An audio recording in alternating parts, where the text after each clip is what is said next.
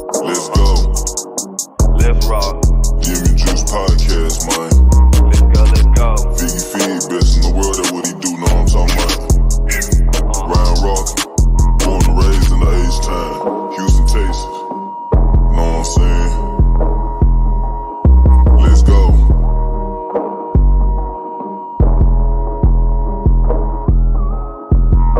Let's go in the jacuzzi, smoking threats. I got my feet up. Cut them haters off, I told them beat it. I don't need you. Spend 50 racks in cash, but it's all good. I got my visa. This rolling got them staring at me like the Mona Lisa. My ghetto, nine Keisha. I beat it like a creature. She always like my sneakers. These Jordan 5 pink aces. Let's go. I'm knocking them down back to back in the row. He really the one, but they already know. So none of my chains go put on the show. Giving up gins, sipping my juice. Counting the beans, addicted to ends. I need to back in on whatever I do.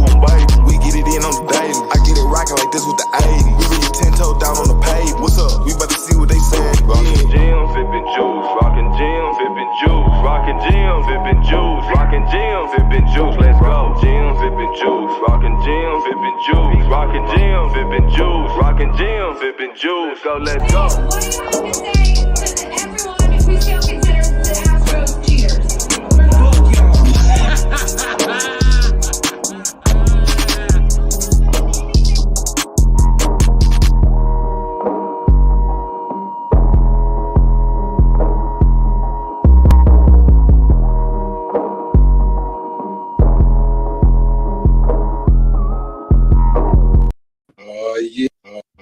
Yeah. Where the bitches at? It's supposed to be titties. Where the fucking titties and the bitches? One more thing. Price of the brick gonna go. This look like money. This look like money. Played, motherfucker. You can't do that. Be green. That's not how the game is played. You can't do that. We some family men. We getting it paper. Yeah, now, well, the thing about the old days, they the old days.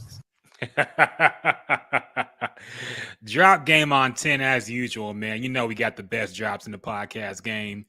And we back at it, y'all, with a special edition of the Gems and Juice podcast. We're recording on a Sunday evening today. You may be asking, why are you guys recording on Sunday and not your regularly scheduled Friday evening? And the answer is, don't worry about it. Okay? It really ain't none of your business. I'm just playing. I mean, Figgy had to go get some money, man. We had to go make some money moves. But we still back at it, man. We had a lot to talk about, a lot that happened this week in hip-hop and sports and whatnot. So we had to come through with the extra special edition on a Sunday evening. Hopefully y'all kick back. Y'all got a brew. You got a little hamburger or something, whatever you eating and chilling on, getting ready to enjoy the rest of this weekend before the work comes, man. So everybody, what's going on? We back at it. Figgy. Let's get into sports real quick, man. I know y'all been talking about this for the last week, and you're probably tired of it. But I want your opinion, man. Everybody knows about the Stephon Diggs trade. Everybody got their own opinion. I'm hearing two sides of the same coin, man. I hear some people say the Texans got fleeced because they changed it from a 3-year deal to a 1-year rental. And some people saying they gave up a second round 2025 pick, I believe. And I'm also hearing some people saying the Texans won this trade because they got Stephon Diggs for pretty cheap. So what say you, Figgy? What do you think? What is your own opinion on this Stephon Diggs thing, man? Man, I thought it was a great trade, man. I thought it was good. I feel like I know a lot of people saying the Texans got fleeced, but I feel like there's not really a fleece to me, man. He's 30 years old. You getting him on a 1-year prove-it deal, and that's a whole nother conversation. People was arguing about you're going to get the best of him since he's on a 1-year deal and all that stuff. I don't really care about all that, but I feel like this is up Nick Caserio's sleeve, man. He like to get these players for 1 to 2 years only. He don't really give out the big, huge deals or nothing like that. So, plus it was an extra second round pick. That pick they got from trading back. So it wasn't like they, got rid of something or they don't have a second round pick anymore. But I thought the trade was pretty good, man. I think this is something they really needed, man. They needed a receiver. And I feel like he's a legit number one receiver. And yeah, man, I'm super excited, man. I think this is a chance to see what Nico Collins can do because he's up for a contract too. And if he ball out this year, man, I'm sure they'll feel comfortable letting Stephon Diggs go with no issue if Nico is the number one receiver. So I think it's a win-win, man. Yeah, I'm ready for the season to start, man. This ain't like they just went off. I've never seen the off season like this for the Texans, man. You could point at like 3 or 4 different things and be like, damn, they got this person, they got that person, they got that person, and we ain't even hit the draft yet. So I'm super excited, man, and I think Texas fans should be excited too. Yeah, I think they are, man. I think everybody's hyped for this season. Miguel Martinez, what's going on, Miguel, on YouTube? Miguel asked, y'all ain't watching the Astros? Who? Oh, you mean them 2-7 bums over at Minute Maid? Man, we passed that. We off that, man. Yeah, you sacrificed the Astros for the Rockets and the Texans to be good this year. Okay, so unfortunately, they had to suffer. They're all the Houston teams can't flourish, man. We were foolish to believe back in the past that all the Texans team. There was a time when I think a few years ago, I want to say when I first came to Sports Radio 610, we thought there was be like a golden age of Houston sports. When the Astros were winning World Series, we thought the Rockets with Harden. We thought the Texans with whoever the fuck they had at the time. We thought they were going. All the Houston teams were going to be in like championship bound. Yeah, the Astros won, man. So now we have sacrificed. We've done a voodoo ritual. We've sacrificed their winning ways for the Rockets and Texans, specifically the Texans, to be good this year. So yeah. I mean, look, the Astros had a good run, man, a historic run. So I mean, they gotta recharge again, man. I don't know what that means. I don't know if they got to tank again. I hope not, because them tanking was really bad. But they definitely gonna have to recharge some type of way and get younger people and better pitchers and stuff like that. So, and I'm saying that now as what's his name, Ronel Blanco is got a one hitter. Yeah, last game. I just the Astros are up 3-0 to the Rangers right now. By the way, so yeah, and he reverse jinx right here.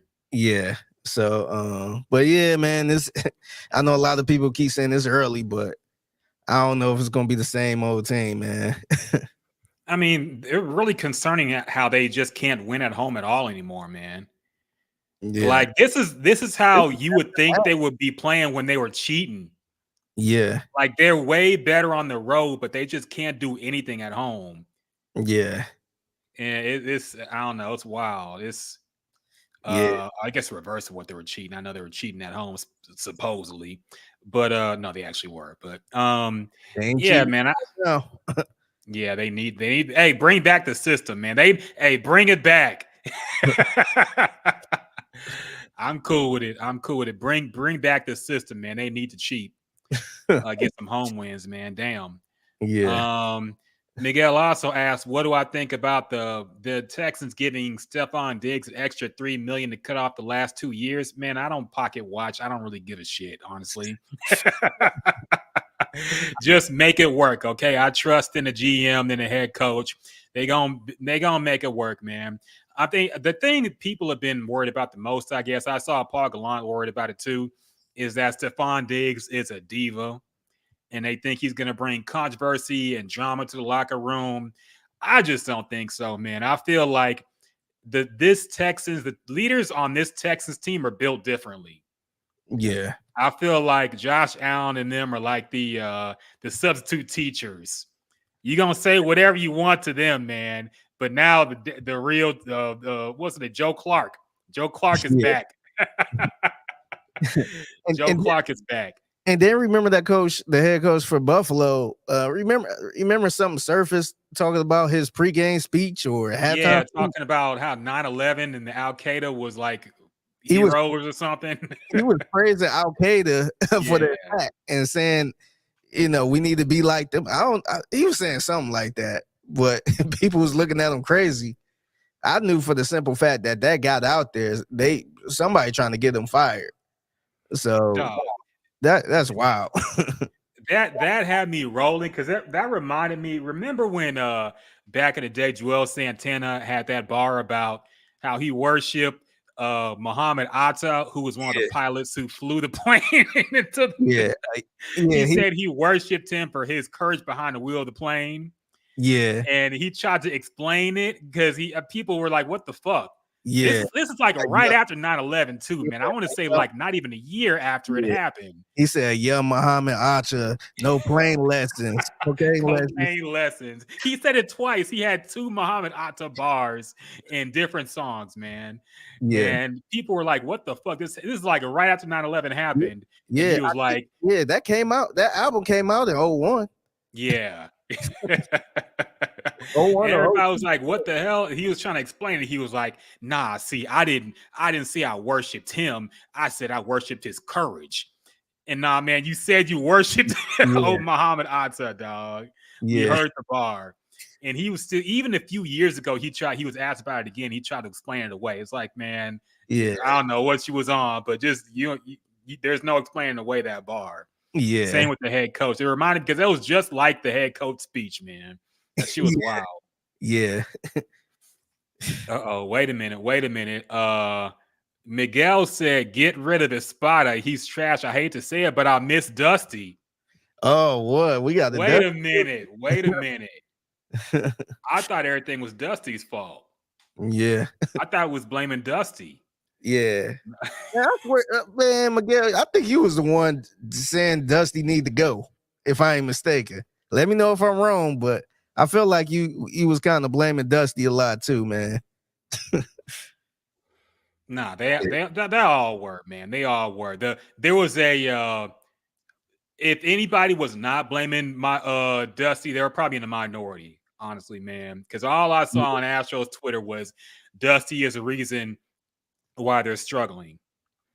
Yeah. And now they're struggling even worse, seems like. So I don't know. Nothing's really changed, it seems like. But hey, it's Dusty's fault, I thought.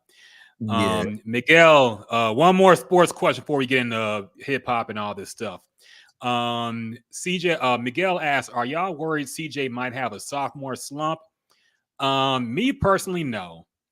I mean, I think, look, quarterbacks get figured out in this league, and he's going to have some games where he's going to struggle. But I think he's shown that he can adjust pretty quickly. He learns pretty quickly. I don't think he's really caught up in his ego. He's not going to try to force things if they're not working. I think he's very, very capable of learning on the fly. And I can't see him, unless he's dealing with an injury, I can't see him just completely regressing and being trashed this year. Will he get figured out some games? Yeah, definitely. But I just don't think he's the type of person to just fall off for a whole year and not make any adjustments. I don't see him having like a Jalen Hurts type of year, man. Jalen Hurts this last year. I think he'll be good. Yeah. Yeah, I agree. I am in the back of my mind, like I had nothing to base this off of, but you know how sometimes stuff is too good to be true and you feel like, man, this ain't gonna last. That is in the back of my mind where I feel like the league will try to or will probably figure out CJ Stroud. So it might not be that best year, but also it could be the total opposite, man. He can, this was only his rookie year. So I think with more weapons like Stephon Diggs and Joe Mixon in the back, I think it's a possibility that he can look even better. Like, I'm not trying to compare him to Patrick Mahomes, but Patrick Mahomes never really had a down year. I want to say this year was his down year. So yeah, he won everything, so it's crazy. Yeah, this was his down year. But I feel like Patrick Mahomes' second year and third year, they just got better and better. So it could be that. So I'm thinking more positive, trying to be a little more positive, but Yeah, I don't think it's gonna be a sophomore slump or anything. Miguel asks, is he Dak 2.0? Okay, stop, man. Stop. I'm not going to entertain that anymore. I'm not going to entertain. Look, Miguel, I was entertaining your questions, but now you're calling him Dak Prescott. I don't know if I can answer any of these questions anymore, man. I know why you're trying to put that on us. What else? Sports wise, oh yeah, U of H. We're talking last podcast. They were in the game versus Duke. Unfortunately, the point guard got hurt and they struggled. They lost to Duke. Duke lost to somebody else. Basically, the final showdown is now going to be UConn and Purdue. Yeah. Which for all the talk of this crazy March Madness tournament where anything can happen, 2 number 1 seeds are in the final. Yeah. So, I do have this question though, man, because this women's tournament was more hype than I've ever seen in my entire life. In terms of coverage, people talking about it, the superstars, Caitlin Clark, Angel Reese, and whatnot. We even got hot takes, niggas getting in trouble over Angel Reese takes, like she LeBron now or something. Yeah. So, do you think women's college basketball has overtaken men's college basketball in terms of hype and people getting excited over watching it? I think as far as hype, I would say yes, because like you just rattled off a couple names from the women's tournament. How many names can you rattle off in men's? And this is not me. Like I don't watch any. I probably watch more men's than women's college basketball. But for some reason, you got somebody that's probably one of the biggest stars right now in Caitlin Clark, and she was balling out too, man, against LSU. I actually watched that game. But even somebody like an Angel Reese, like that team was actually, very popular too. And then the crazy thing about it is these two teams wasn't even the best team. You got a team like South Carolina who actually won it all. But yeah, man, still had UConn in it. So I felt like it was a lot of stars for the women's. And I couldn't really name I couldn't really name a few with the guys like that. You'll see them the more you watch them play, but not like this, man. I wasn't sitting down like, hey, the only one I was trying to sit down and watch was U of H. Outside of that, man, I think the other thing is I felt like UConn for the men's, they was always just better than everybody for some reason, man. So I actually had them winning it all in my bracket, and they probably gonna beat Purdue. But yeah, man, I think women's was killing it, man. I was really impressed watching that. Caitlin. Like I wasn't trying to be all sucked into the moment and all that stuff because people was comparing her to this and that. But I actually watched her. I'm like, damn, she literally looked like a Steph Curry out there, man, the way she was shooting. So I got to give it up to him, man. I don't know how that's going to translate in the in the WNBA as far as like that star power. I don't know if we going to turn on WNBA to watch her, but I'd be interested to see how it go. I would love to see how the WNBA actually try to market her because she definitely got some type of star power. Yeah, no, definitely. It'll be interesting to see. I know she was offered to do the big 3. I know she's not going to do it. I don't even know why that story even came out, but yeah, it's interesting, man. The women got all the star power in the college game right now. The one and done shit has kind of killed a lot of hype for the men's side, honestly. I know Zach Edey or whatever his name is. I know him because they show him a lot. Yeah, I don't know any other names really on the men's side, man. But the game was hype. Yeah, those Caitlin Clark highlights are ridiculous, man. She really hit from anywhere. Yeah. And I also kind of wonder, like, if it's because the men's game has changed to more perimeter based, that now we see the women's game and we're like, oh, it's kind of the same thing now, because before it was like, I mean, the men's game is still athletic, but it's basically the same thing of just layups or threes, and that the women can do that. Yeah. So maybe if it's just going to be a 3-point fest, then the women's game looks more enticing and entertaining. Plus, they're more skilled now, man. They're really out there balling. So Yeah, because that was the knock before. How women, it's rough watching them because a lot of them couldn't really shoot that well. So it was, throwing up a lot of bricks, missing a lot of layups and all that stuff. But it's not as bad like that now. Like that girl really putting up 40 some points. So that's always fun to watch. And I ain't even have a dog. And if I know, I see a lot of black folks root for Angel Reese and all that stuff, which, I didn't care, but it was hard not to root for Caitlin Clark, man. She was just on another level, and people trying to compare her, and I'm just like, man, it ain't no comparison. Like, she's the best. She's the best college women's college player I seen. No, definitely, man. Oh yeah, Rion the radio on X said J. Cole dropping bombs. We're gonna get to J. Cole in a minute. We're gonna have a long section talking about that beef and J. Cole and whatnot. Last thing though, what do you think about Acho's comments on Angel Reese? Do you agree with them? Acho, what's his name? Emmanuel Acho. What did he say? He said basically because Angel Reese was crying, talking, and she was emotional because she just lost the game. Yeah. And she basically said it was hard dealing with the hate and all that stuff. And he said, you can't be the villain and then cry when you lose. You got to take the L on the chin.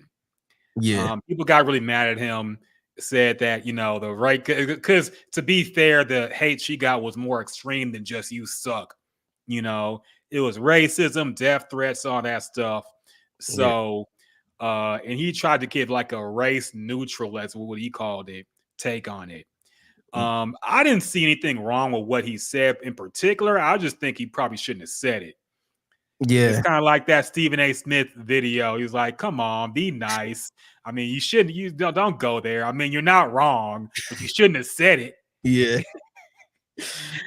I don't think he should have put that girl out there like that, man. She's still young. She's going to the NBA, WNBA. I think she declared this a couple days ago. So yeah, that was his whole thing on it. Yeah, I think like I ain't have a problem. I knew when I seen her crying at the press conference, all that stuff.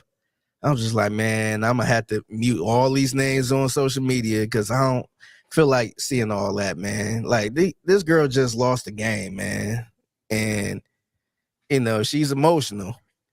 And I had no problem with it. I get it, and I don't think Acho was wrong or anything like that, but like they just lost the game, and she just leaving it all out there, man. She got to talking and just kept going. So I ain't have a problem with it, man.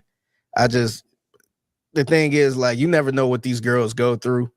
And clearly I didn't know she was going through all that, but just looking at the people online, just all these ignorant comments, it's just like, all right, man, like you ain't like that's the stuff she's talking about. So now, look, and this was our conversation before. Remember, I think it was last year when the whole trash talking. Remember, she was mocking Caitlin Clark and all that stuff when she beat him. Mm-hmm. I had no problem with that. A lot of people was talking about that was Bush League, and she took it too far and all this other stuff. Look, man, like I don't tell nobody how to trash talk. If you're gonna trash talk, expect to be, don't cry when somebody trash talk you. That's how I put it. I don't think it's no certain line of trash talking, man. But I just kind of wish she didn't cry at the press conference, man, because it created a whole nother dialogue. So now you have people bringing up some pictures of her in a bathing suit, like, oh, she talked about people being sexist towards her or trying to sexualize her and all this other stuff. It's just like, man, like, why is y'all doing this, man? Like, it was a good game. The better team won. Let's move on, man. Yeah, it is what it is. I'm not tripping over the whole, whatever she's saying and people getting upset about it. It was a fun game to watch. I like the rivalry. I like the rematch. It was pay-per-view TV type shit, man, because of the drama and what Angel Reese did before. And then there was a rematch, and then Caitlin Clark won this time. It felt like the women's magic bird almost, like this is our magic bird right here, man. So yeah, it was fun to watch, and yeah, it's unfortunate that people have to go through all the ignorant shit, but that's just what it comes with being famous. So I don't know, man, I'm kind of over it. Miguel said the ring in the face was low class. I didn't give a shit, man. Like there's so much shit talking happening on the court that we don't hear. Yeah. And I really don't care about that, man. Like she's doing the "You Can't See Me" John Cena shit last year to people too. That you could say that's low class. All the shit talking that we don't hear is probably low class. I don't really care, man. It's all sports.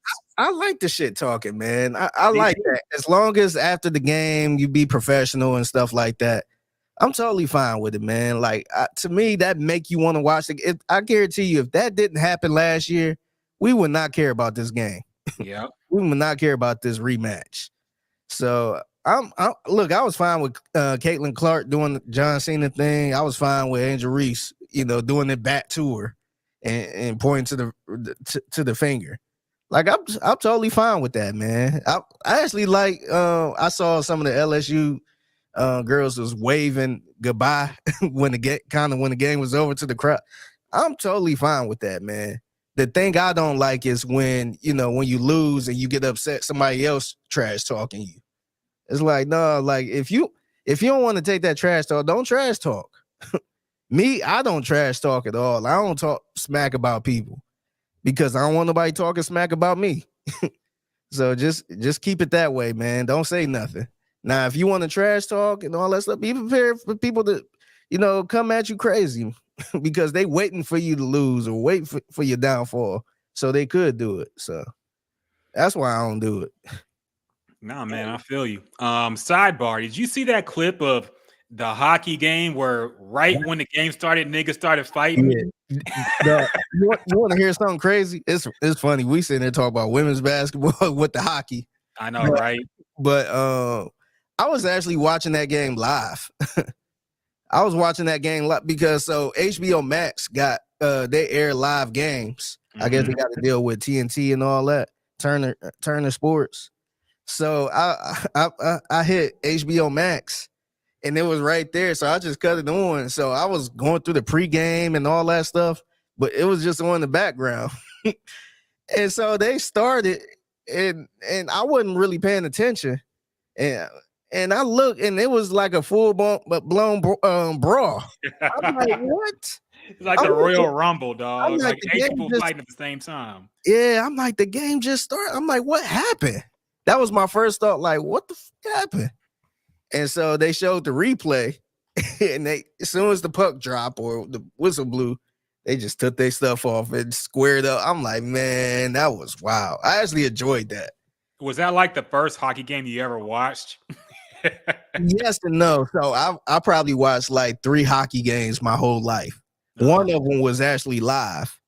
So when I was up in Boston, we went to the Boston Bruins game, and that was a pretty good game. It was fun. It's fun to watch hockey in person. But I want to say a week or two ago, I was just it was the same thing. Just cut it on HBO Max and just put it on. And I watched a little bit. I ain't watch all of it, but I watched most of it. But this one, I actually watched this whole game, man. It was wild, man. I'm not a hockey person. I still don't know about it, but just kind of having it on, just see how it goes. And yeah, man, this was wild. I actually caught this live, man. That was crazy. Hey, man, that was good luck. I feel like that's one of the first hockey games for you to watch, because actually that might ruin your expectations. I always wonder why all hockey games didn't do that, man. Like, if y'all gonna fight at some point anyway, you might as well just fight at the very beginning and get it out your system. I feel if fighting is legal, just fight at the beginning. If some 2 players don't like each other, just fight right then and get it out your system. Then just play the rest of the game. Yeah, that's what everybody wants to see anyway. Why not?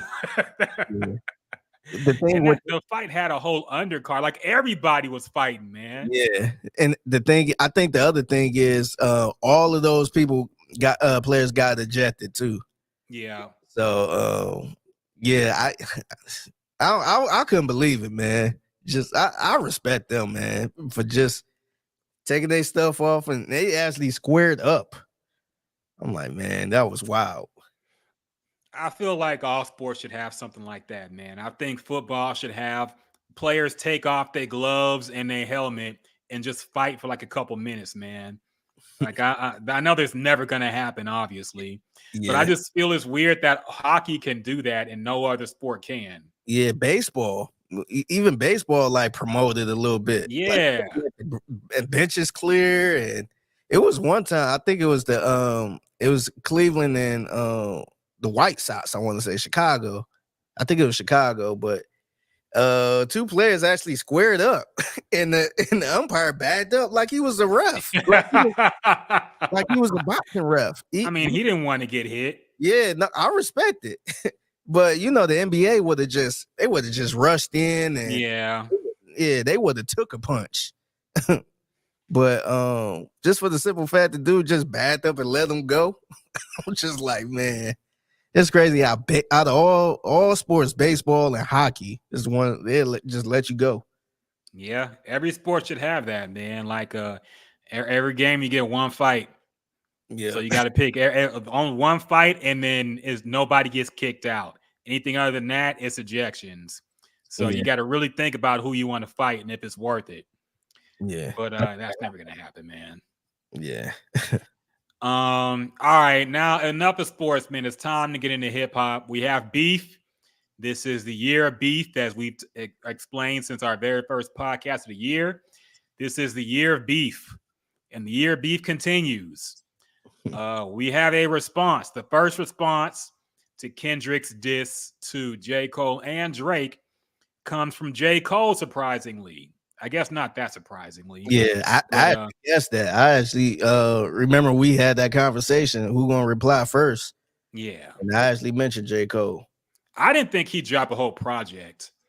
He did drop a whole mixtape project thing called Might Delete Later. I don't like the name of it. That's a very feminine saying, man. I don't like when men say these feminine IG captions that women do. Felt cute, might delete later. That just rubs me the wrong way, man. It's like something like Drake would title a song. Yeah. I don't feel like J. Cole should be naming a whole project that. Yeah, cute, might delete later. Yeah, and it's like some obviously sexy ass picture that they're not going to delete because it never gets deleted, man. Now, this project is about 12 songs, a few features from, I guess, some Dreamville people, Absol. Funny thing about this project, and once again, I got to give us props because we predicted the future, man.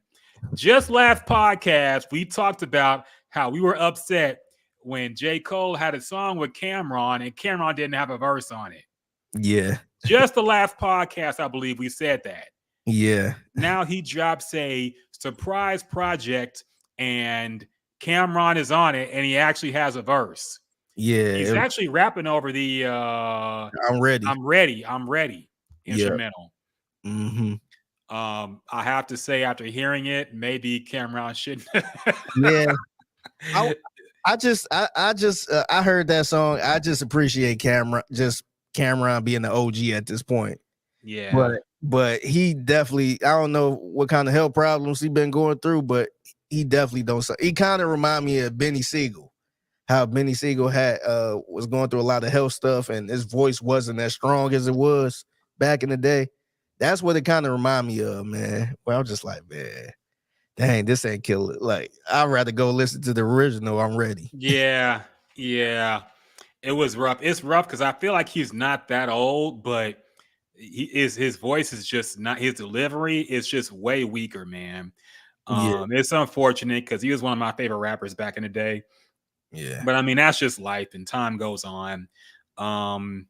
Did you actually hear the whole project, Figgy? I didn't actually hear the whole thing. Did you actually hear the whole project? Nah, I didn't. I tried to get through it, man. I couldn't, man. Okay, so we can just skip to the diss then, okay? Because I didn't feel like listening to a whole J. Cole project right now either. I will say though, the songs I did hear, man, I really wasn't a fan of them, man. I don't know. I felt like he kind of went, I don't want to say pop J. Cole, but he had a lot of candy bar type lyrics where I'm just like you really just said that? Like you could tell in this album he was hanging around Drake a lot. Mm-hmm. Where this whole album, I was really disappointed in this whole album because or project or whatever it is. I was disappointed because I felt like all the verses and all the bars J. Cole been spitting on everybody else songs been solid, man. To the point I'm sitting there like, man, maybe I do need to respect J. Cole a little more. And I felt like I never heard none of this on this album. It seemed like it was back to that J. Cole that we criticized. And I don't know. I wasn't a fan. I was very disappointed. I thought just from the bars he been spitting on everybody else stuff that we would have got some of that on this project. Yeah. I kind of skimmed a few songs and I was like, okay, let's just get to the main chorus here because I knew because of social media that the diss song was the last song. The song is called 7 Minute Drill. Now, this song is not 7 minutes, which annoyed the hell out of me. The song is 3 minutes and 30 seconds. Did you hear why it came up with 7 Minute Drill? Why? So I guess it's some type of rule, or I don't know where it came from, but apparently the producer had 7 minutes to come up with a beat or whatever. And then J. Cole, I guess he had 7 minutes to come up with a verse or something to the song. So that was the reasoning behind the 7 minute drill. Thoughts? That's the stupidest shit. What?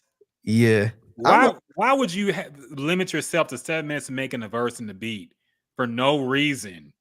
Let me see if I can find it because I could see if this was like on IG Live and you're trying to do a little thing. Who cares how long it took to make a beat like off camera? What does it matter to us if it took 7 minutes to write and 7 minutes to make a beat?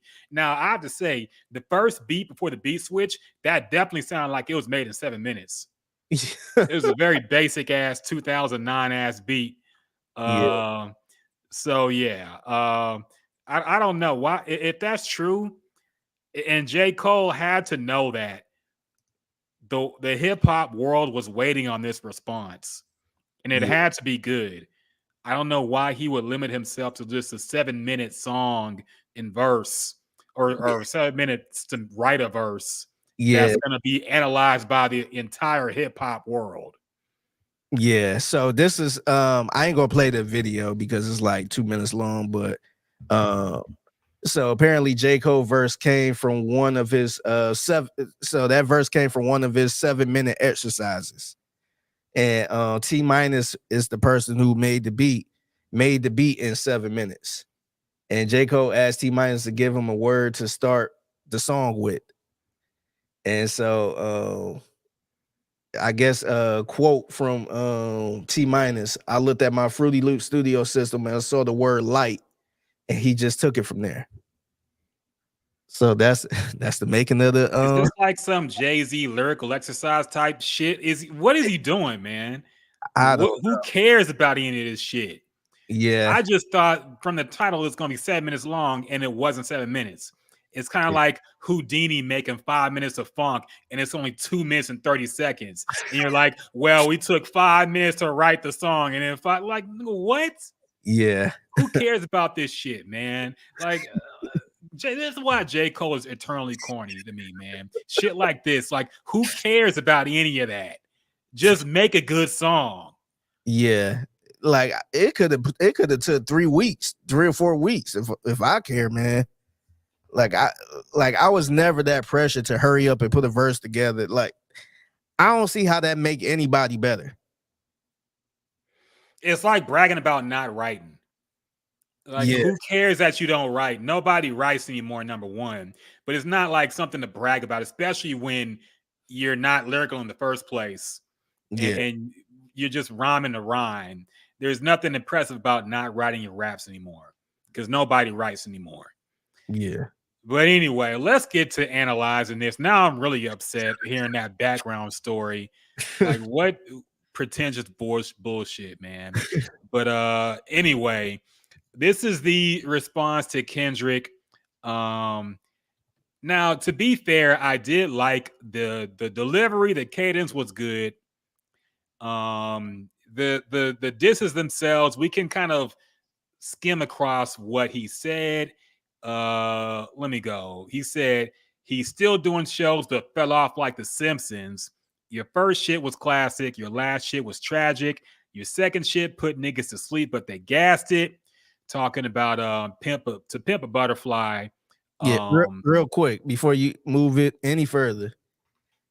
I mean, like, was it weird that he said still doing shows but fell off like The Simpsons? Was that kind of weird to you?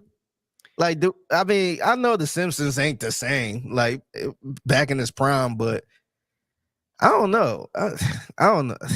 I had no problem with that bar. I thought it was decent to kind of start off the diss. Like I didn't see a problem with it. There was other things I had problems with. I didn't have a problem with that one really. Maybe it's just like I don't want to put him in the cookie cutter lyrical category, but maybe he is, man, because I felt like that was just so basic. Like I didn't really look at it like that. Well, let's get through. I'm just gonna say what he said, and then I wanted your thoughts on it because I basically have the same thoughts that you do, probably. He said your third shit was massive, and that was your prime. He's talking about the Damn album, probably, which I agree was Kendrick's best album. Yeah. I was trailing right behind, and I just now hit mine. Now I'm in front of the line with a comfortable lead. How ironic, soon as I got it, now he wants something with me.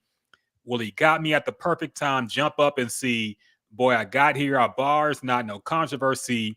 Funny thing about it, bitch, I don't even want the prestige, something Grammys.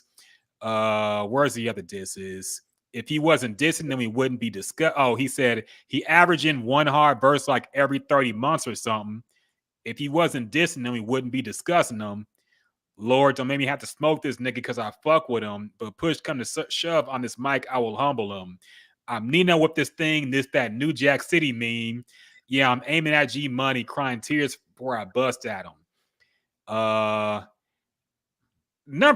Sidebar, it's like the second song I've heard him talk about memes.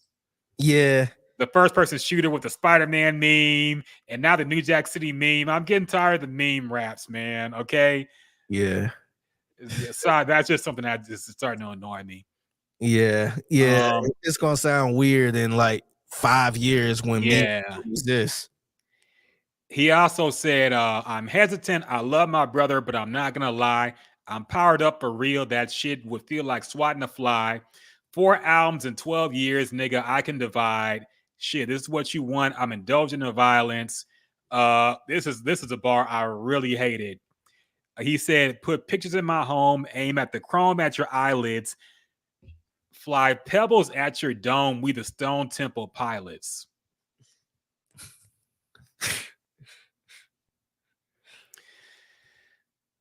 Now, I don't really have. Let's just stop there, man. All right, Figgy, what are your thoughts about this? The response to the Kendrick diss on the Future and Metro Boomin album. Do you think this will get Kendrick activated to respond again? What do you think about it in general, man? To me, this is what I expected, to be honest, man. I think I said it here on this podcast. I don't think it's gonna get super, super personal or anything or messy. It's, to me, I felt like he said some stuff in there where I'm just like, oh, but it was still kind of friendly to me, man. Like it's like if you're gonna diss somebody, you gotta diss them, man. Like I don't care if y'all friends or what. It seemed like he like the whole New Jack City meme with G Money. I'm just like, man, like why do you even have to bring that up? I feel like Kendrick didn't bring that up. I feel like Kendrick wasn't sitting there like, yeah, we was cool and all this, but I don't want to have to do this to you. It seemed like Kendrick just went straight for the kill shot, man. And J. Cole is here talking, if push come to shove, if I got to do this, I'm just like, man. I mean, I wasn't really mad. I feel like this is J. Cole. I some people were saying like, no, I seen a lot of people bringing up like, oh, you got to be like how Pac was or how Pusha T was, all that. If that's not him, that's not him. I don't think he'll ever be any of those dudes that be that disrespectful. I think he's genuinely a nice guy, and I can see him not taking it too far. So I think this is probably the most you'll get from J. Cole. I don't think you'll get anything more harsher, in my opinion. But yeah, I didn't really care for it. To I guess to grade the diss song or the song period. I ain't really care for it that much, man. I felt like that's something that's something I probably wouldn't be looking at like, oh my goodness, like, oh, he got to respond to this. I wouldn't be shocked if Kendrick just let this go. Unless he got another diss song just lined up and he just got to add a couple more things and throw it out there. I don't know. If I'm Kendrick, I wouldn't even care, man. I'd just be focused on Drake. After all, he did give him maybe like one or two bars. He was mainly talking about Drake the whole time, but if I'm Kendrick, I wouldn't even pay no attention to this, man. Just that didn't do anything, man. Like I ain't hear no. And there's a lot of J. Cole stands out there. I ain't really see a lot of people say, man, Kendrick got to come back on this one, man. I ain't see none of that, and I don't even see nobody talking about it now. So people still talking about that Kendrick verse, and people actually playing the record, which is crazy. I heard that record. Like, when was the last time you heard people blasting music out of a car of a popular song? I hear people playing that song a lot. That like that song, that Future and Kendrick Lamar, and I just don't see it with this, man. I felt like he could have kept. He honestly could have. Should just delete this whole project, man. He said might delete. He might. You should actually delete it. He should actually delete this whole project. But that song, man, I don't think that did anything to Kendrick. And this was probably the best song on here. But I don't think this did anything to Kendrick. Yeah, man. It was. I tried to give it a chance after hearing Twitter shit on it. But it was really weak, man. It was the weird energy of the complimenting him at the same time talking about how you gonna kill him. Like the gun bars were a little too much. Number one, that's not J. Cole. That's not his style. I don't know why he went so hard in that direction on this song. I guess because, and here's the problem with Kendrick. What can you really say about him, man? Yeah. What he said in this song is really all you can say. Oh, he don't record a lot of music. Oh, he fell off. I mean, what can you say besides that? He's so mysterious and by himself. There's no dirt to dig up on him. Like, what can you really say about Kendrick that's gonna really shock and surprise people? Yeah, there's really nothing you can go at him. Yeah, I think he said all what he can say, to be honest. That's why I'm like, man, I don't know how this can go, because I mean, what else could that's why I said they're gonna keep it strictly rap, man. Like, the most you could do is talk about a trash album he put out and your last stuff was mid. That's all you can really say, to be honest. Yeah, and some of the bars didn't make sense, man. When he said 4 albums in 12 years, like J. Cole and Kendrick got like the same amount of albums out since 2011, man. So I don't know what, none of them really release a whole consistently. I know J. Cole has projects, and I know Kendrick has too, you know. But as far as studio albums, they're basically neck and neck. So I don't know what he meant by, you know, he don't drop a whole lot, or one fire verse every 3 months or whatever. J. Cole's on the same schedule, man. He don't make a whole lot of music either, at least that he releases consistently. Acting like he surpassed Kendrick is laughable. Let's be real, man. Like, I understand J. Cole is going to be his biggest fan and he's going to pump himself up, but realistically, nobody really puts J. Cole above Kendrick. Like nobody does, man. And the stuff he's saying about his album and the quality, you can make the same argument about J. Cole. He started off hot and then fell off. Yeah, and I found it ironic how he said your second shit put niggas to sleep, but they gas.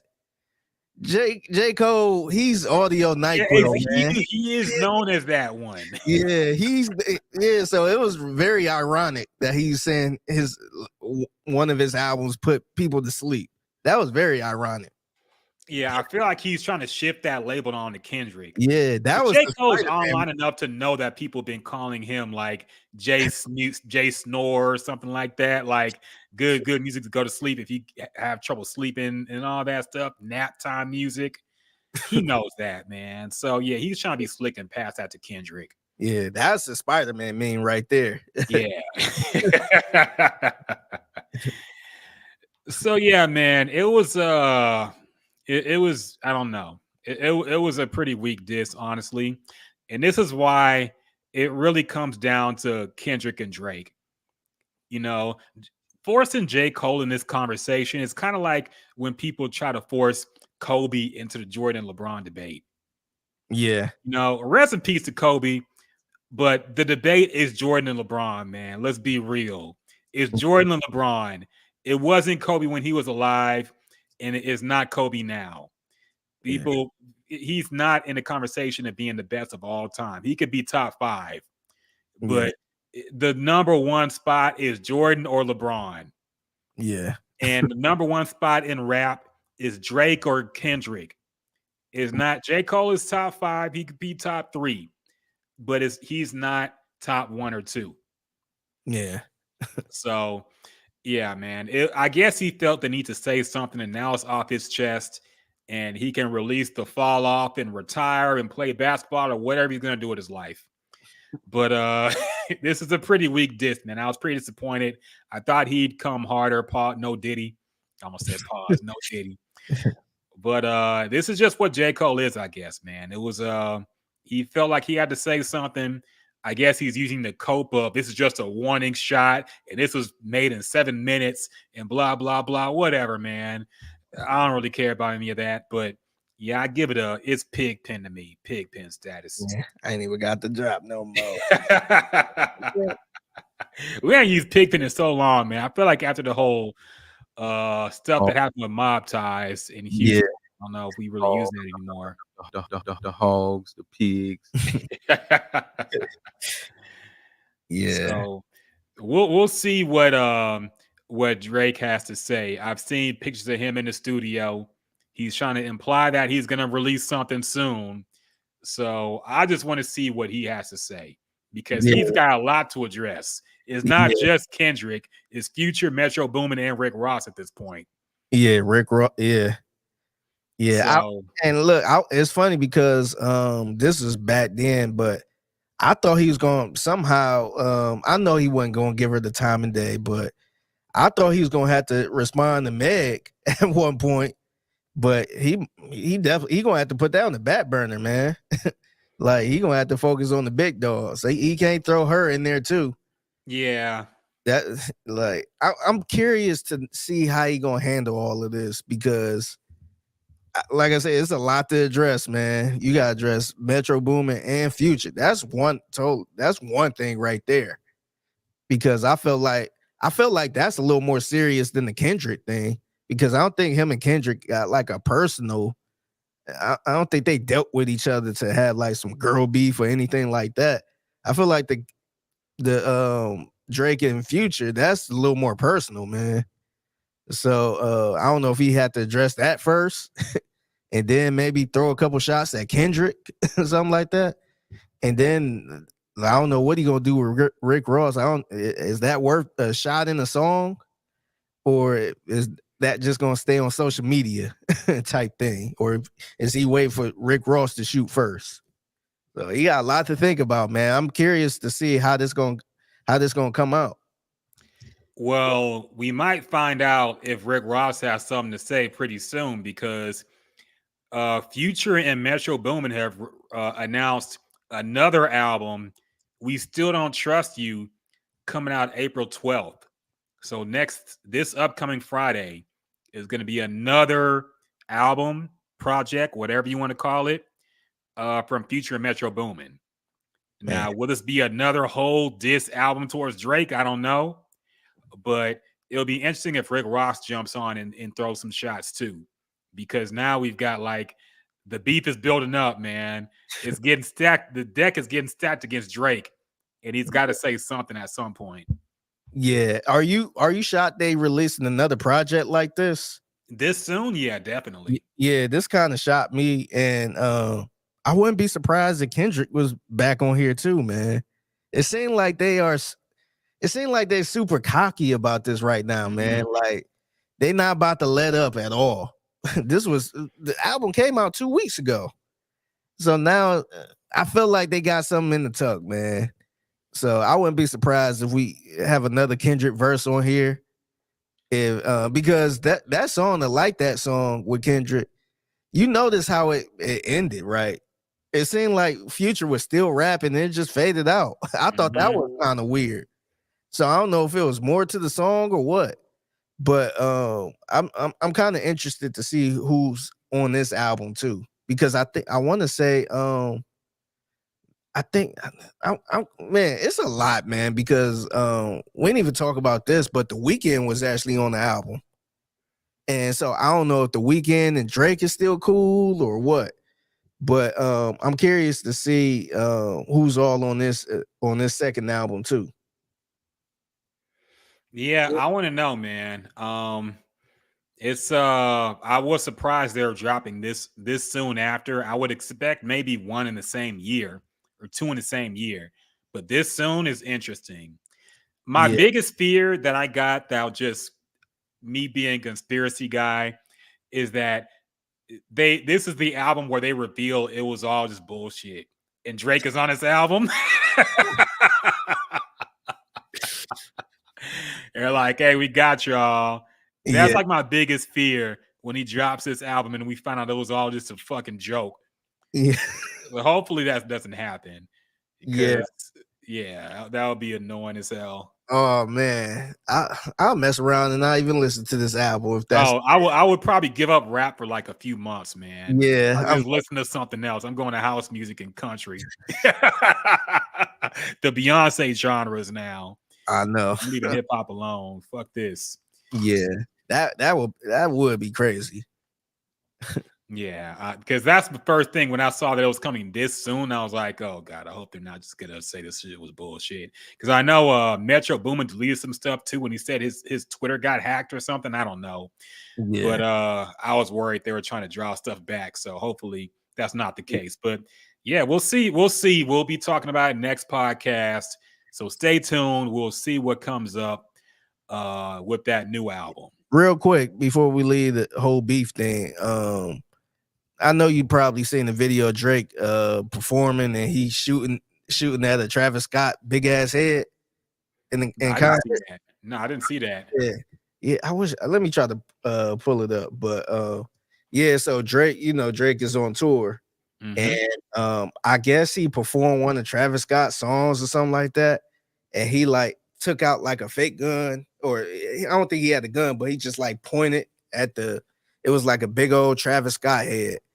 And when he pointed like he was shooting, then the fireworks started going off on the head. And people kind of assumed that he was like, I guess no pun intended, taking shots at Travis Scott. So I thought it was nothing, but I guess I didn't know this part of Travis Scott was kind of like with Future and them, trying to get them to play that like that song on stage or something like that. I don't know if it was recent or what, but let me see. I just found it. I did see LeBron rapping Kendrick's verse on like that pregame with the Lakers. And I thought that was interesting because I thought that Drake was like his dad or his son, basically his adopted son. Yeah. All right. Let me see this. And they lucky that dog will see it, cause I'm on a bit of a First, okay, pause it real quick. This outfit Drake got on. What's going on, man? I have no idea, man. This you know when you see behind the scenes of like a video game or a Disney movie, and they Yeah. got like motion capture suits on. Yeah. That looks like what he's wearing, man. Yeah. All right. He looks, I don't know what this look is, man. I'm not the fit judge, but this looks ridiculous, man. I don't know what this is. Yeah. He racing motorcycles or something.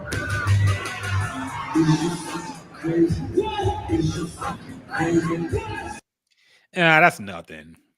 Yeah, Nah, and see, that's what I thought too. That's originally my thought, but people was digging more into it, and I guess Travis Scott was on stage with Future and them, and word on the street he was begging them to play that Like That song with Kendrick. So I'm not sure if that's true or if I'm not sure. But he performed this song together, so that's he performed the Travis Scott song. So that's why I'm like, nah. That's my thing is, why would he have a big cutout of Travis Scott's head in the first place? Yeah, that's what I was thinking. That's why I'm thinking like, no, maybe this part of the show or something like that. But I don't look, man. I don't know if Travis Scott chose a side or what. So I just want to put that out there, man. I'm not sure if this is Travis just trying to, saying, hey, I'm rolling with Future in them or what. But I mean, we'll see if Travis ends up on this new Future album. Then we'll know he picked a side. But my thing is, okay, if Travis Scott goes to that side too, how many rap friends does Drake have left? 21 Savage, and that's it. 21. I think he got 21 Savage. I want to say maybe Little Baby, and probably Little Dirt, who I think was on tour with him too. Yeah, J. Cole. But I don't know. It's kind of interesting, man. I don't want to speculate in anything like that, but to me, if this is all true and all of these rappers rolling with Future for some reason, which is kind of wild because Drake is still the top dog. I feel like that's telling us something about Drake. Like, I don't know how he handled business. I don't know if he's cool behind the scenes, or I don't know what it is, but it seemed like a lot of people like, hey, I'm rolling with Future. And that's crazy. To me, that's crazy with especially with Rick Ross, because they got some of the best songs together, him and Drake. And then not to mention they was just performing at rodeo. Yep. So I mean, I don't know if they spoke to each other or on the stage together, but I mean they were there. So to me, it kind of say a lot. Like, is this something we don't know on why rappers finally feel comfortable to side with somebody else now? Because a couple years ago, kind of recently, you couldn't get a rapper to do that because a lot of people need Drake. So now all these people that have some big songs with Drake is siding against him. I think that kind of say a lot. Yeah, I think the perception is Drake does a lot of passive aggressive sneak shit. I think and then Kanye talked about it on Drink Champs, how Drake don't just put out a diss song. He does stuff like he talks to all the women in your family. He talks to your girl. He moves close to you, stuff like that. Like, it's more like underground warfare, man. It's not just sending out a shot. And even if he sends out a shot in the song, it'll be something only you get. It's not something that we even know about because we don't even know the context of it. So I think the perception has been for a while that Drake is kind of does some sneak shit, does a dirty macking, and I think people who have felt a certain way about it for a while are seeing like, hey, man, fuck it. If everybody else is stepping out, I'm gonna go ahead and speak my truth too, man. I don't fuck with them either. It felt like they having like this, like this mob style meeting. Yeah. and they want to take the big dog out. Dog, that reminds me, there was an episode of the Batman cartoon back in the 90s where like all the bad guys got together and they told stories about how they almost beat up Batman. It was like the Joker, Poison Ivy, all of them. They was like in this little dark casino room, all talking shit about him. And of course, at the end, he came through and beat their ass anyway. But it kind of reminds me of that, like some the League of Injustice or something. Everybody just coming together, all the villains coming around and trying to take out Superman. Yeah, no, that's exactly what it is. It's funny. I was watching The Godfather of Harlem, and I think they got to a point where this guy kind of got a little big, and these like the little mob family or whatever, mind you, these like 5 or 6 different gangs and families, and they all meet up in this restaurant and they all talk about who gets this percentage and all that stuff. And then I think they came to a point where they wanted somebody out. So they all got together and they like chose sides and all this other stuff. So it kind of remind me of that, where it seemed like they just picking sides at this point. So the whole little group, because they was kind of like a unofficial crew where all of them was doing songs with each other. Future, Drake, Travis Scott, all these dudes was doing songs together. So now it's like they all picking sides now. So it's kind of interesting.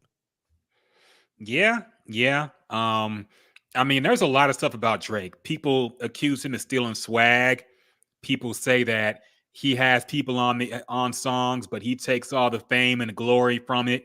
And there's a lot of stuff people have been saying about Drake, and I think people have felt a certain way about him for a while, and maybe it's just coming to light now.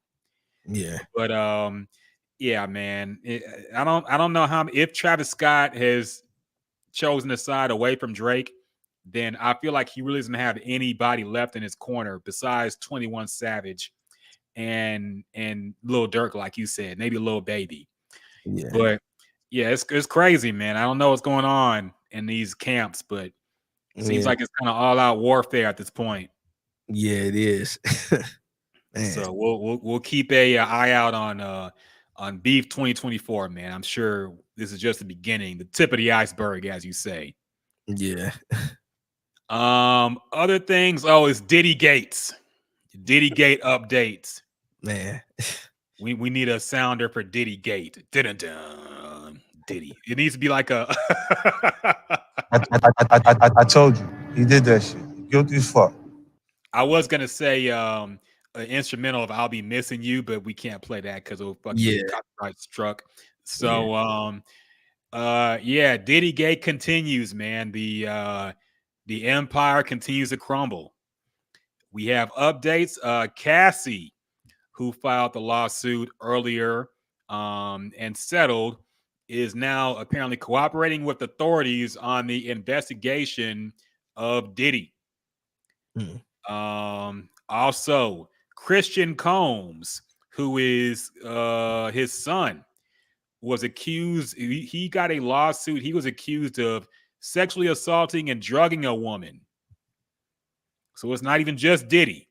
The whole Diddy family, the whole Combs empire is coming under attack right now. Other things. Oh, yeah, this is something we forgot to mention last week.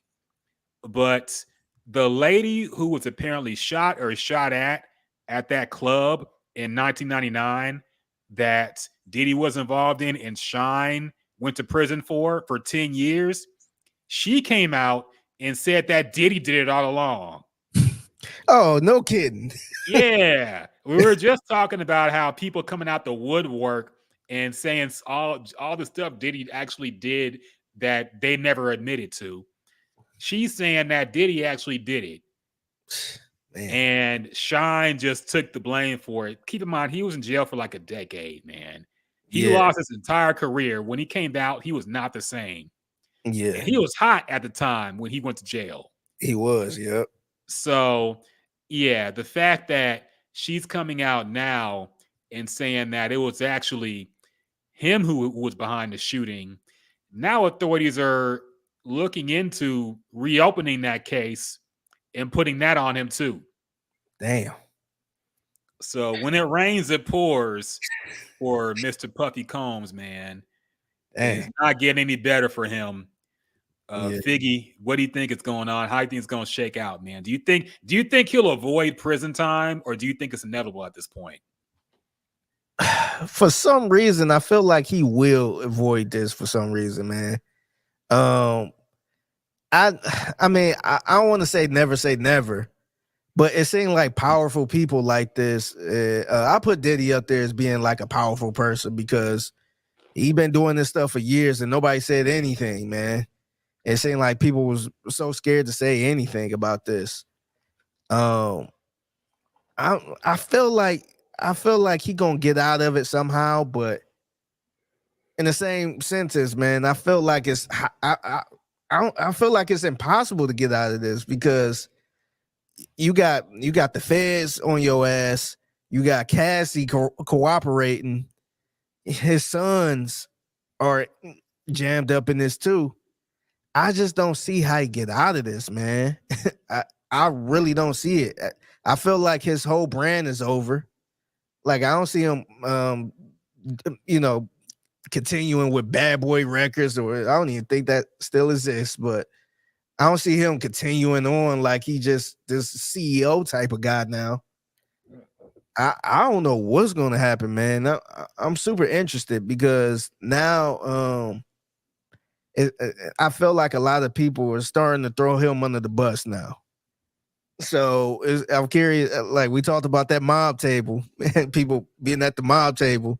I wonder if they at that table saying, man, we don't need him no more. He getting too hot out here. We need to just bury this guy and keep moving on. So I don't know if that's like Jay-Z at the table and all these Jewish people and certain people and high regards are sitting there. I wonder if they sitting there like, man, nah, he can't be part of this if he get out of this. So we need to make this stuff stick. We need to just throw him under the bus and him take the rap. So yeah, I know I ain't really I know I'm kind of sitting on the fence a little bit, but I don't see him getting out of this, man. I would be shocked if he get out of all of this. And it seemed like they just throwing more stuff out there on him so he can't get out of this. Yeah, man, I think he's cooked. I think it's the same thing we saw with R. Kelly, same thing we saw with Bill Cosby, where we knew, I mean, there were always whispers and stories about them, but they just, when they were relevant, they could get away with it. Once they were finished, the time to pay the toll came and they had to pay for it. I think the evidence and the witnesses and the people against Diddy are so numerous now that he can't shake this, man. He's gonna go away. And even if he somehow does, he's completely finished, like you said. Like the brand is unsalvageable at this point. So yeah, it's not looking good, man. I think it's the diddler's time has come. I think it's pretty much over. Yeah. And there's really nothing he can do at this point. I don't know. It's like I just feel like in general, this Hollywood and media and music, they'll let you do this degenerate shit and they'll let you cook as long as you bringing in money, as long as you influential, as long as you hot. Yeah. But once you get in the 50s and up and you're done, they're like, okay, no, now we got to cash in, man. Now it's time to take everything away because it's over now.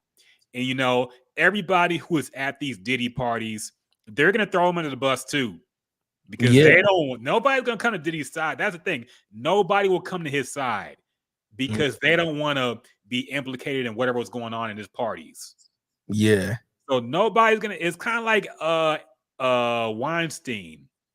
Yeah. Weinstein wasn't the only one getting freaky in Hollywood, man. But nobody's gonna come and save him because they don't want their own dirt to get out there. Yeah, They will throw him under the bus just like they threw Weinstein under the bus. Yep. And I think the thing is too, like it was a lot of people at these parties and stuff like that, but with Diddy being the ringleader, and let's be real, it probably got super reckless, where this is why he got all these lawsuits and stuff coming out of nowhere. I think that's the number one reason for them to throw him to the wolves. It's like, oh, he got a little reckless. No, we ain't about to take them. We ain't, like, I ain't gonna say we ain't do anything wrong, but we ain't out here being reckless. we ain't out here doing all this crazy stuff. So nah, you gotta take that. No pun intended. Yep. you gotta take that. Like, I'm butting up. So I'm I ain't saving you at all. And think about all the people that was associated with Diddy at one point, or at these parties and all this stuff, man. You had, man, I hate to say it, but you had Barack and Michelle Obama hanging around. You had Oprah, you had all type of people, man. They ain't about to sit there and cake for that man. Now, everybody gonna put their hands up and let him go to the wolves, man. Yeah. So it's the same with Epstein too. They protected that whole list of people he had, his client list, and he had to take the fall, him and his wife. Yeah. So yeah, it's over for Diddy, man. It's over for him. I don't see how he avoids any of this that's coming. We'll see how extensive this, because I feel like the feds have been cooking this case for years. We just found out about it because of the raid that happened.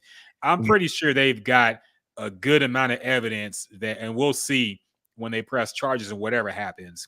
But I'm sure that this is something they've worked on for like probably a decade or so, at least stuff they've kept tabs on. So yeah, pretty interesting. We'll see how it goes, man. But yeah, I think it's about over for Diddy. His music is gonna get canceled, but it'll still be on all streaming platforms. It just won't be cool to talk about it anymore. Yeah. But yeah, that's gonna be it. We'll keep an eye out, of course. And still, there's been no official charges at him. Still out and about. He hasn't been arrested or anything. He's still out. TMZ taking pictures of him. He's still out with his daughters. But yeah, it's only a matter of time at this point, I feel. Yeah. Speaking real quick, did you see G Dep is out? Yeah, I did see that. Yeah, did you see that story? Didn't he, if I'm not mistaken, he admitted to shooting somebody and killing somebody. Yeah. And he went to jail for it. And this is something that happened like 20 years ago. He just went and turned himself in. Yeah, so apparently he tried to turn himself in twice. And because I guess I don't know if he was like got religious or something like that, but yeah. He tried to turn himself in twice, but they didn't know who it was that he supposedly killed. Yeah. So I think the case went cold or something like that. And I think it was something where I don't know if they tried to say he was high or he actually was high. So they didn't believe his word that he, what he was saying.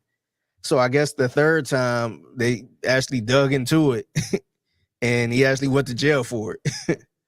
So I think he spent 10, 15 years in jail, I want to say.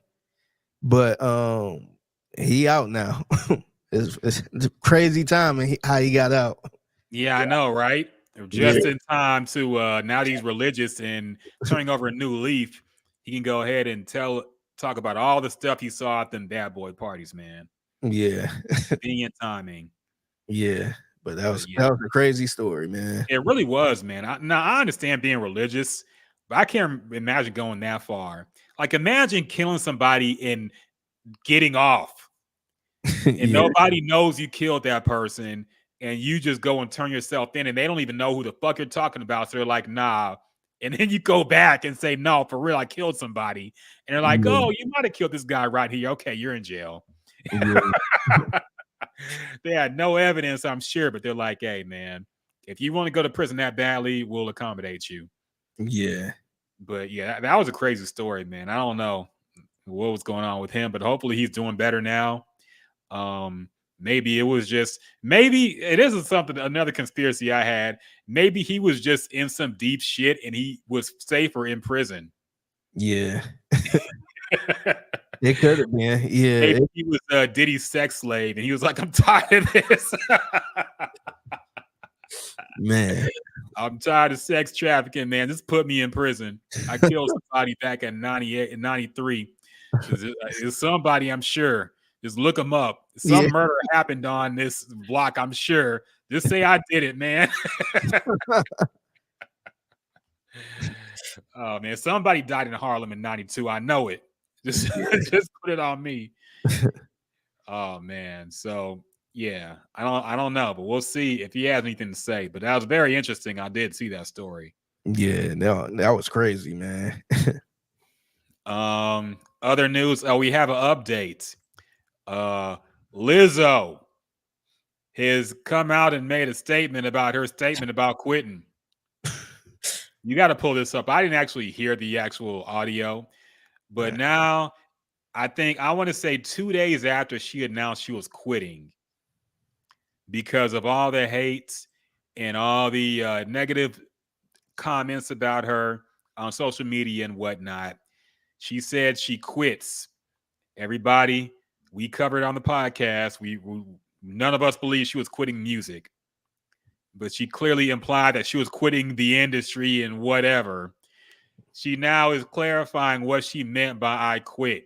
She put out a video on Instagram speaking about, oh man, this look is okay. Oh God. All right, here we go. I want to make this video because I just need to clarify. When I say I quit, I mean I quit giving any negative energy attention. Hey, did you notice it was like a jump cut? Yeah, I did. She probably said something stupid that she had to cut out. Yeah, or this honestly looked like a hostage type of video where it probably got the record label behind them. Yeah, you better clear this up, girl. She probably said something like, "No, change it right now." But that was a little junk cut. Say I quit. I mean, I quit giving any. They stopped it right there, like, motherfucker. Cut. Okay, and get it right this time, bitch. And go. Negative. It looked like she energy attention. What I'm not gonna quit is the joy of my life, which is making music, which is connecting to people. Because I know I'm not alone. In no way, shape, or form am I the only person who is experiencing that negative voice that seems to be louder than the positive. If I can just give one person the inspiration or motivation to stand up for themselves and say they quit letting negative people win, negative comments win, then I've done even more than I could have hoped for. With that being said, I'm going to keep moving forward. I'm going to keep being me. Once again, I just want to say thank you. The love that I've received, means more than you know. Enough. Unfortunately, she's not quitting music, y'all. We didn't think she was, but I mean, we were holding out hope. But can we do a trade? I know. Look, I tried to be in Lizzo's corner because she's repping Houston. I officially would like to request a trade. Okay, can we trade another fat artist for Lizzo? Can we? Anybody? Where's Ruben from? Can we get Ruben back? Oh man, can we get Lucky? I'm sorry. Can we get Lucky from Chicago, the rapper? He's fat. Can we just get him for because he already raps like he's a Houston dude anyway. Let's get him for Lizzo, man. I'm tired of Lizzo. I'm tired of this fake I quit for promo and then gonna explain it, talking about you quit giving negative energy attention. By the way, she still has this lawsuit with her backup dancers going on.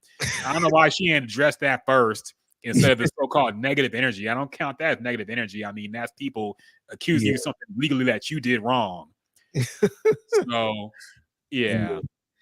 Nah, And I did see a statement. Somebody on Twitter said she tried to get the case thrown out back in February, and a judge denied her. Also denied her request to seal the case so that the details weren't available to the public. They're getting court dates soon. Hope that clears up any confusion.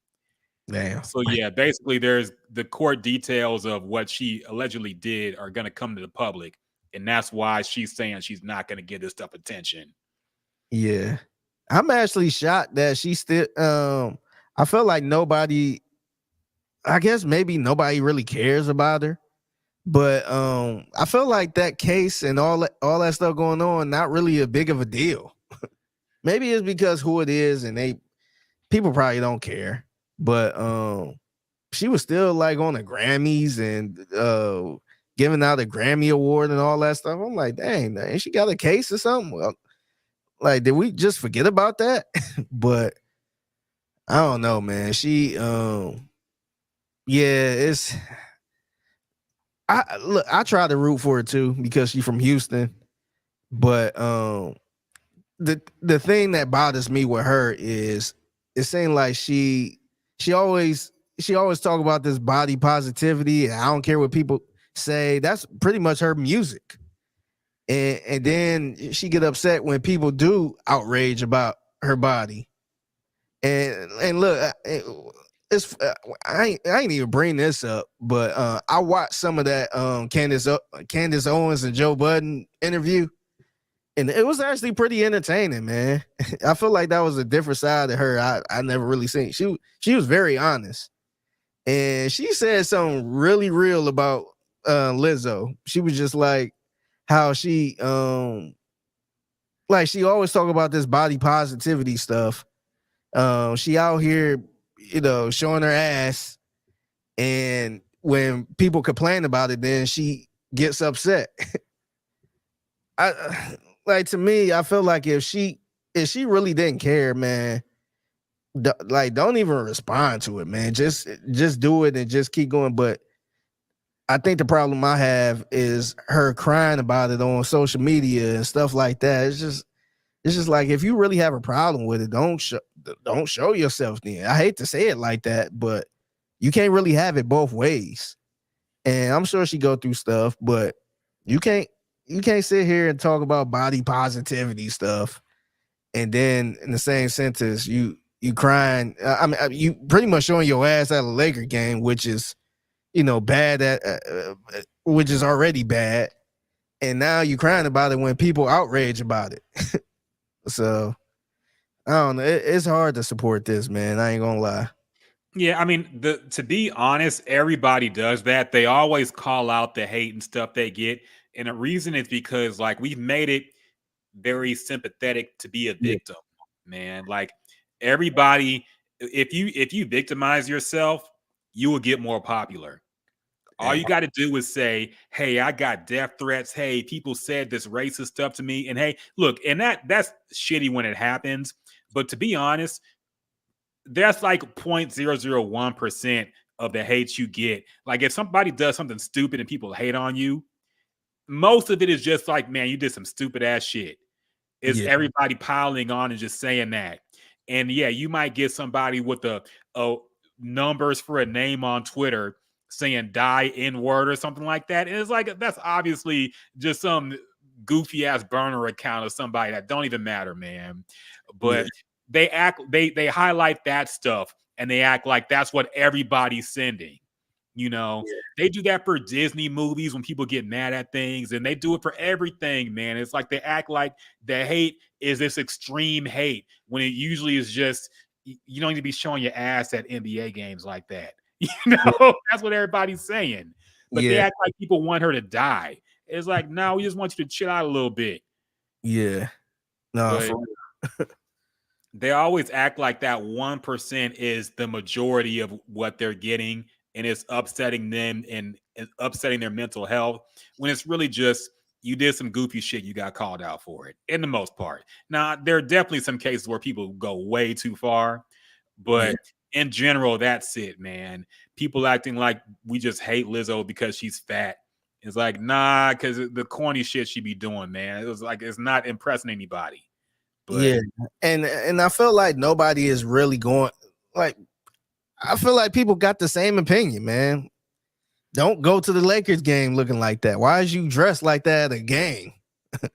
Like, dog, that was goofy. I feel like everybody had that opinion. I don't see nobody else. Like I said, I feel like people don't really care about it that much because they ain't even talk about this lawsuit like that. But that, I mean, that stuff, of course, people gonna have opinions on that, man. So you knew what you was wearing. Either they's gonna say, "Hey, I love it," like keep doing you, or nah, don't wear that shit around my kids. Like, what's wrong with you? So I don't think nobody was saying the other stuff outside of that. So yeah, it wasn't that extreme, man. But they always take that and then they say, "Oh, I got death threats. Y'all just hate me. I can't be myself," and stuff like that. They take it to the extremes, man. And then the sympathy comes from that. And then that's how they get people back on their side. But I don't think it's going to work. And the reason I don't think that people have been talking about the case as much is because the court is actually not like their court session hasn't started yet. But when it starts and details come out, then the stove will get back hot for Lizzo. Oh yeah, 100%. Once we get I think she's preparing for that. Honestly, I think she's preparing to just say, "I'm going to just ignore everything," by saying, I'm gonna ignore the negative energy. But it's going to get hot for Lizzo pretty soon, I feel. Yeah. Drunk says, in my BBW Lizzo Queen defense, a lot of females go to sports events inappropriately dressed fishing. Do they go up their whole ass out though, man? Come on, they don't go that hard. Now, you do see some girls in some very tight wearing clothes, and they have obviously BBLs and enhanced parts and whatnot, so it looks very tight. But I've never seen anybody at the NBA game, any girl, with her entire ass out like Lizzo had her ass out, man. Come on. Yeah, that was extreme. Yeah, I did see. I seen a couple girls that was dressed. Where it was like, why is you wearing that? And they got called out for it. It was, I think it's a girl in Houston who go to she be going to the Astros game.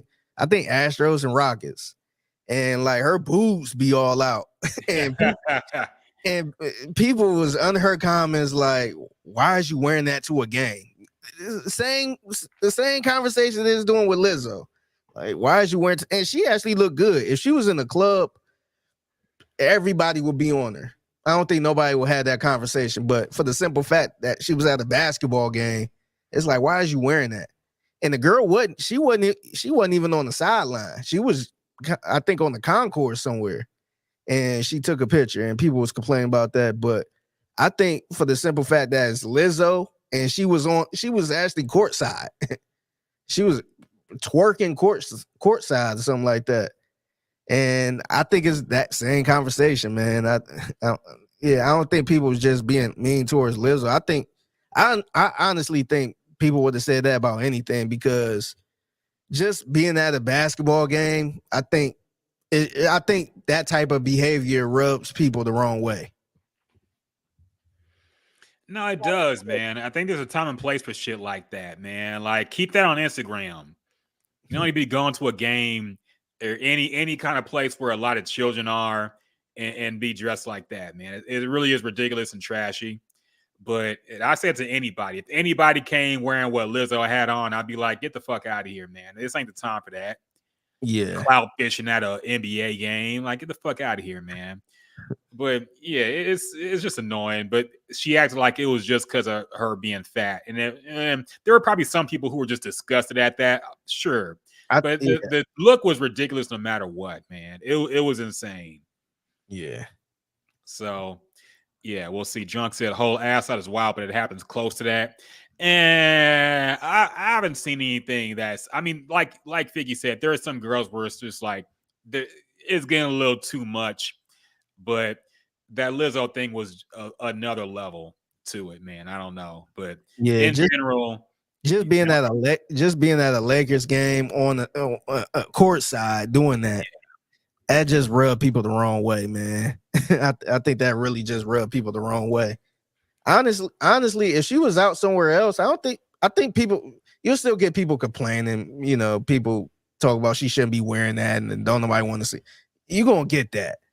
but I don't think it be it won't people won't be that outraged by it, because for the simple fact it's like, all right, if you don't like that, you don't like that, and that's where people start calling you euphobia, fat phobia or fat shaming. Yeah, that's when you get the people start calling you that. But at the Laker game, I seen everybody was like, man, like not at a game when kids all around and all that stuff.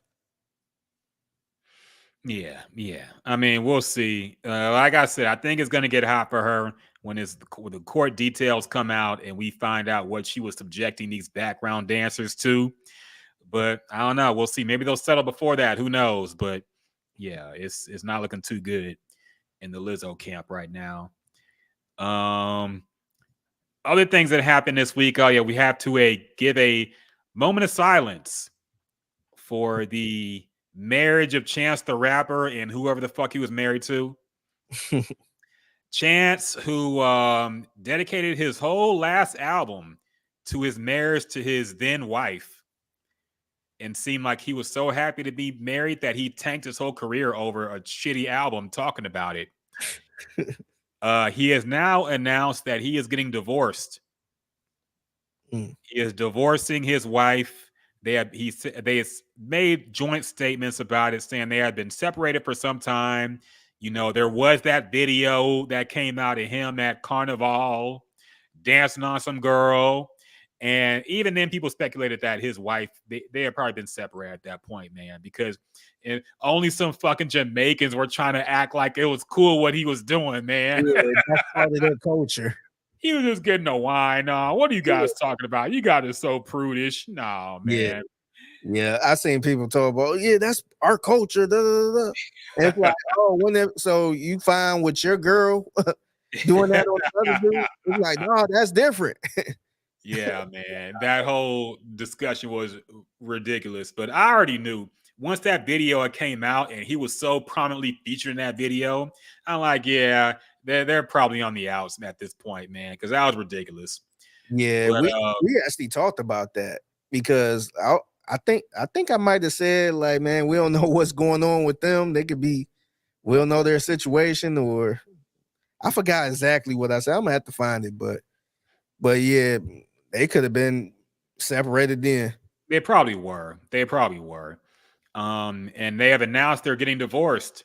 So yeah, it's I don't know what to say, man. Like this is why people who are too excited to be married always end up getting divorced pretty quick, I feel, man.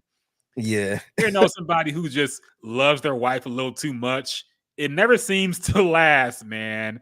You can't be that in love at the very beginning that you make a whole album about getting married. Yeah. I feel like that's just destined for failure. You're jinxing it at that point. Yeah. That's it seems like once you make a song about somebody, it's over. Yeah. Like, think about everybody that made a song about somebody, it ended up being over, man. That Meek Mill and Nicki Minaj song sounds so silly right now, man. Mac Miller and Ariana Grande, yeah, man. They made a whole album together too, didn't they? Yeah, they made a whole joint album. Oh, I didn't even know that. Yeah. Damn. But yeah, it's never a good look, man. Yeah. So RIP to their marriage. I don't know what this means for his career. Maybe he'll be rejuvenated again to make something good. I really think it's over for him in general, man. I think he just got the corny label and he's not gonna be able to shake that, man. Yeah, that downfall was crazy, man. Yeah.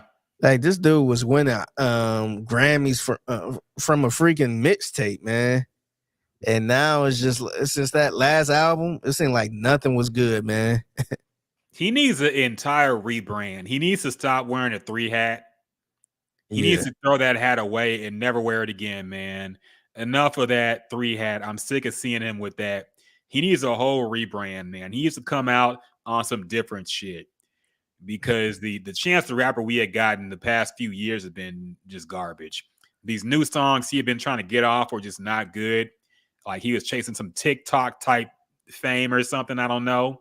Yeah. But yeah, man, he needs to rebrand and just think about where he should go musically from now on, because whatever he had been doing just stopped working. Yeah, and it's a whole different brand of music out there, man. It's not that that acid rap. I think that was the name of one of his tapes. It's not that SoundCloud era, man.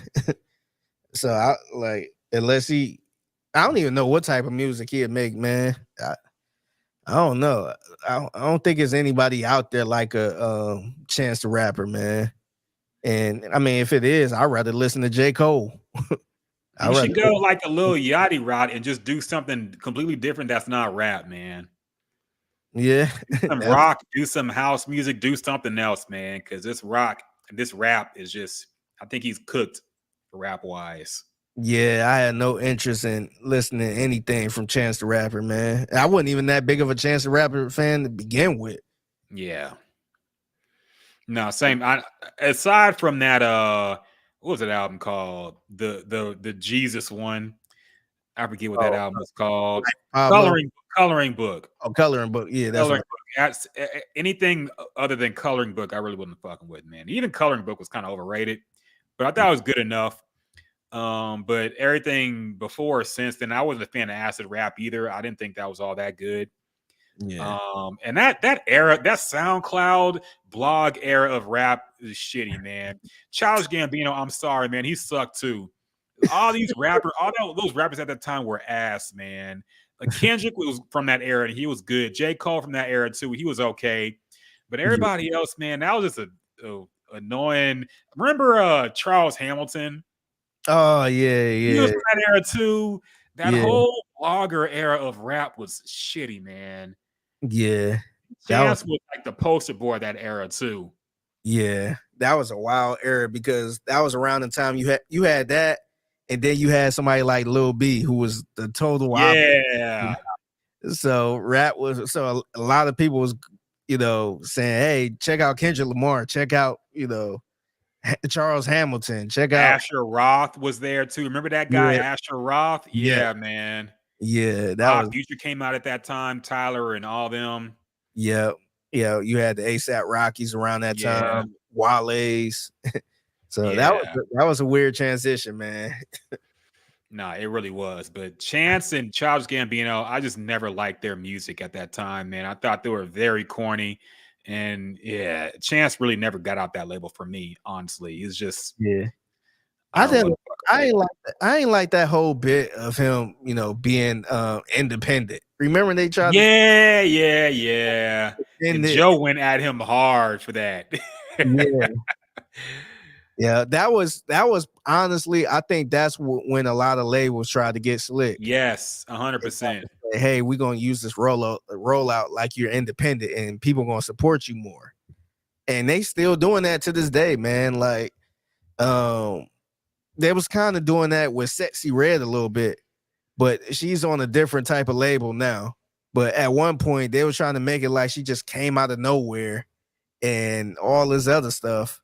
It's just like, man, come on, man. Like, you think people had that much power, or like, I just refuse to think that songs had that much power to get that much play on radio and get this far without somebody behind giving it the go.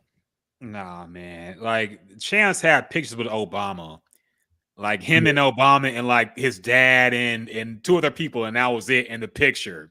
Yeah, we're supposed to believe that he was just some underground kid who just made an album because he was suspended from school for drugs for 10 days. He made the 10-day thing, and every blog posted it at the same time just by coincidence, and he became famous overnight. Just an independent thing, man. You know how it goes. Anybody could do it with SoundCloud. Okay. Yeah, right. It's SoundCloud had a little percentage in that too, probably. Yeah. No, that was ridiculous. That was the blogger era, man. I don't miss it at all. Somebody was, you remember the New Boys with the jerk shit? Yeah, that it was like the 10-year anniversary of that, and somebody posted it like it was just a classic era of hip hop. And I'm like, man, this is why I'm like, no matter how shitty rap gets, there's always gonna be somebody who looks at it like this was a golden era. Yeah. And now I know it when people talk about the New Boys was a classic group. Yeah. and You're a Jerk was a classic track. Niggas jerking and doing that stupid ass dance was actually cool with them tight ass pants. Come on, man. Yeah, that was probably the lowest point. So from when I first started listening to music until now, that was the lowest point, man. I just remember that song. I'm just like, what is this? And and then too, I was kind of lyrical miracle during that time too, but I understood the other songs from the 2000s, the DJ Unk, Walk It Out, and Lil. Yeah. I understood that. Like that wasn't my shit either, but I understood that. I did not understand that Jerk song at all. I still don't to this day. Yeah. Like I seen somebody post a video of it too. And I was just listening. I'm like, how did people think this was a slap? Like, I just don't see it, man. I still don't see it. Like I said, back then, some of the dance songs and all that stuff. The Cat Daddy too. That one was bad, man. Yeah, man. I just want to be jerks.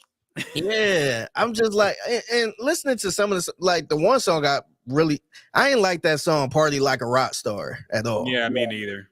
But when I hear it now, I'm like, okay, I kind of get it. Like I can understand it. It kind of bring me back to my high school days. So I'm like, all right, like I can respect it a little bit. I can't respect that Jerk song at all, man. I just don't see it. They wasn't really saying nothing. He said she like an iPad, touch her and I turn her on. I'm just like, the lyrics were super awful, man. She like an iPod. Touch her, I turn her on. I'm just like, man, how was this cool, man? Just imagine a DJ playing that song and you getting hype. Dog.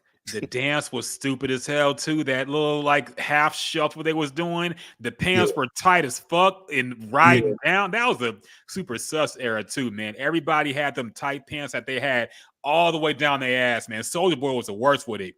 He had his entire and Lil B. I didn't say Lil B was bad with it too, man. Yeah, they had their underwear was just straight out, man, with they tiny ass pants. I'm like, dog, what the fuck is going on, man? I was really feeling like I was not that old at that point, but I was feeling like a super old head because I did not understand what was going on with the kids at that point, man. Yeah, I didn't get it. I still don't get it. Yeah, nah, it was. Then you had this dog, but I know we're getting way in the sidebar now, but it's the absolute most embarrassing time. It was around this time too. The most embarrassing thing to me in hip hop history was them 3 white girls that came out with that Gucci Gucci song. Oh yeah, no, was it 3 white Creation? Well, it was Creation's song, but she had like the white girl mob, which was V Nasty and Lil Debbie. V Nasty was the girl who said nigga a lot, and it was controversial. And then niggas from the Bay Area said it was cool. Like Mr. Fab defended it. Yeah, he said it was cool that she says nigga. I want to say Gang says he was cool with it too. I'm pretty sure he did. I would not be surprised. All the California Bay Area type rappers were acting like they was down with it. Yeah, that era, because that also spun into the Iggy Azalea era too. This was the worst time in rap, man. And this is really find a white girl and make her a rapper. Yes, and Iggy was the worst, man. No matter I say a lot of shit about T.I. The worst thing he ever did in his career, besides the alleged sexual assault and whatnot, and all the stuff he was doing with his wife, was bringing that girl out and defending her for using that fake ass accent when she's Australian, trying to sound like Nicki Minaj and she's Australian in the interviews. Yeah, most embarrassing time ever in rap, man. That was bad, man. I can't believe she did that. And we kind of talked about it on here too. But that was rough, man. Her sounded like she was from Atlanta. And people trying to gas it up like it was fire, man. Like the celebrities getting behind it. People doing songs with her. T.I. defending it. Acting like the South was behind it. Nah, man. It was a rough time. Rough time. Yeah. Now he says he regrets it. Nigga, too late, okay? Yeah. Should have thought about that 10, 15 years ago, man. Yeah. I'm looking at this girl, Krayshawn, the lyrics for Gucci Gucci.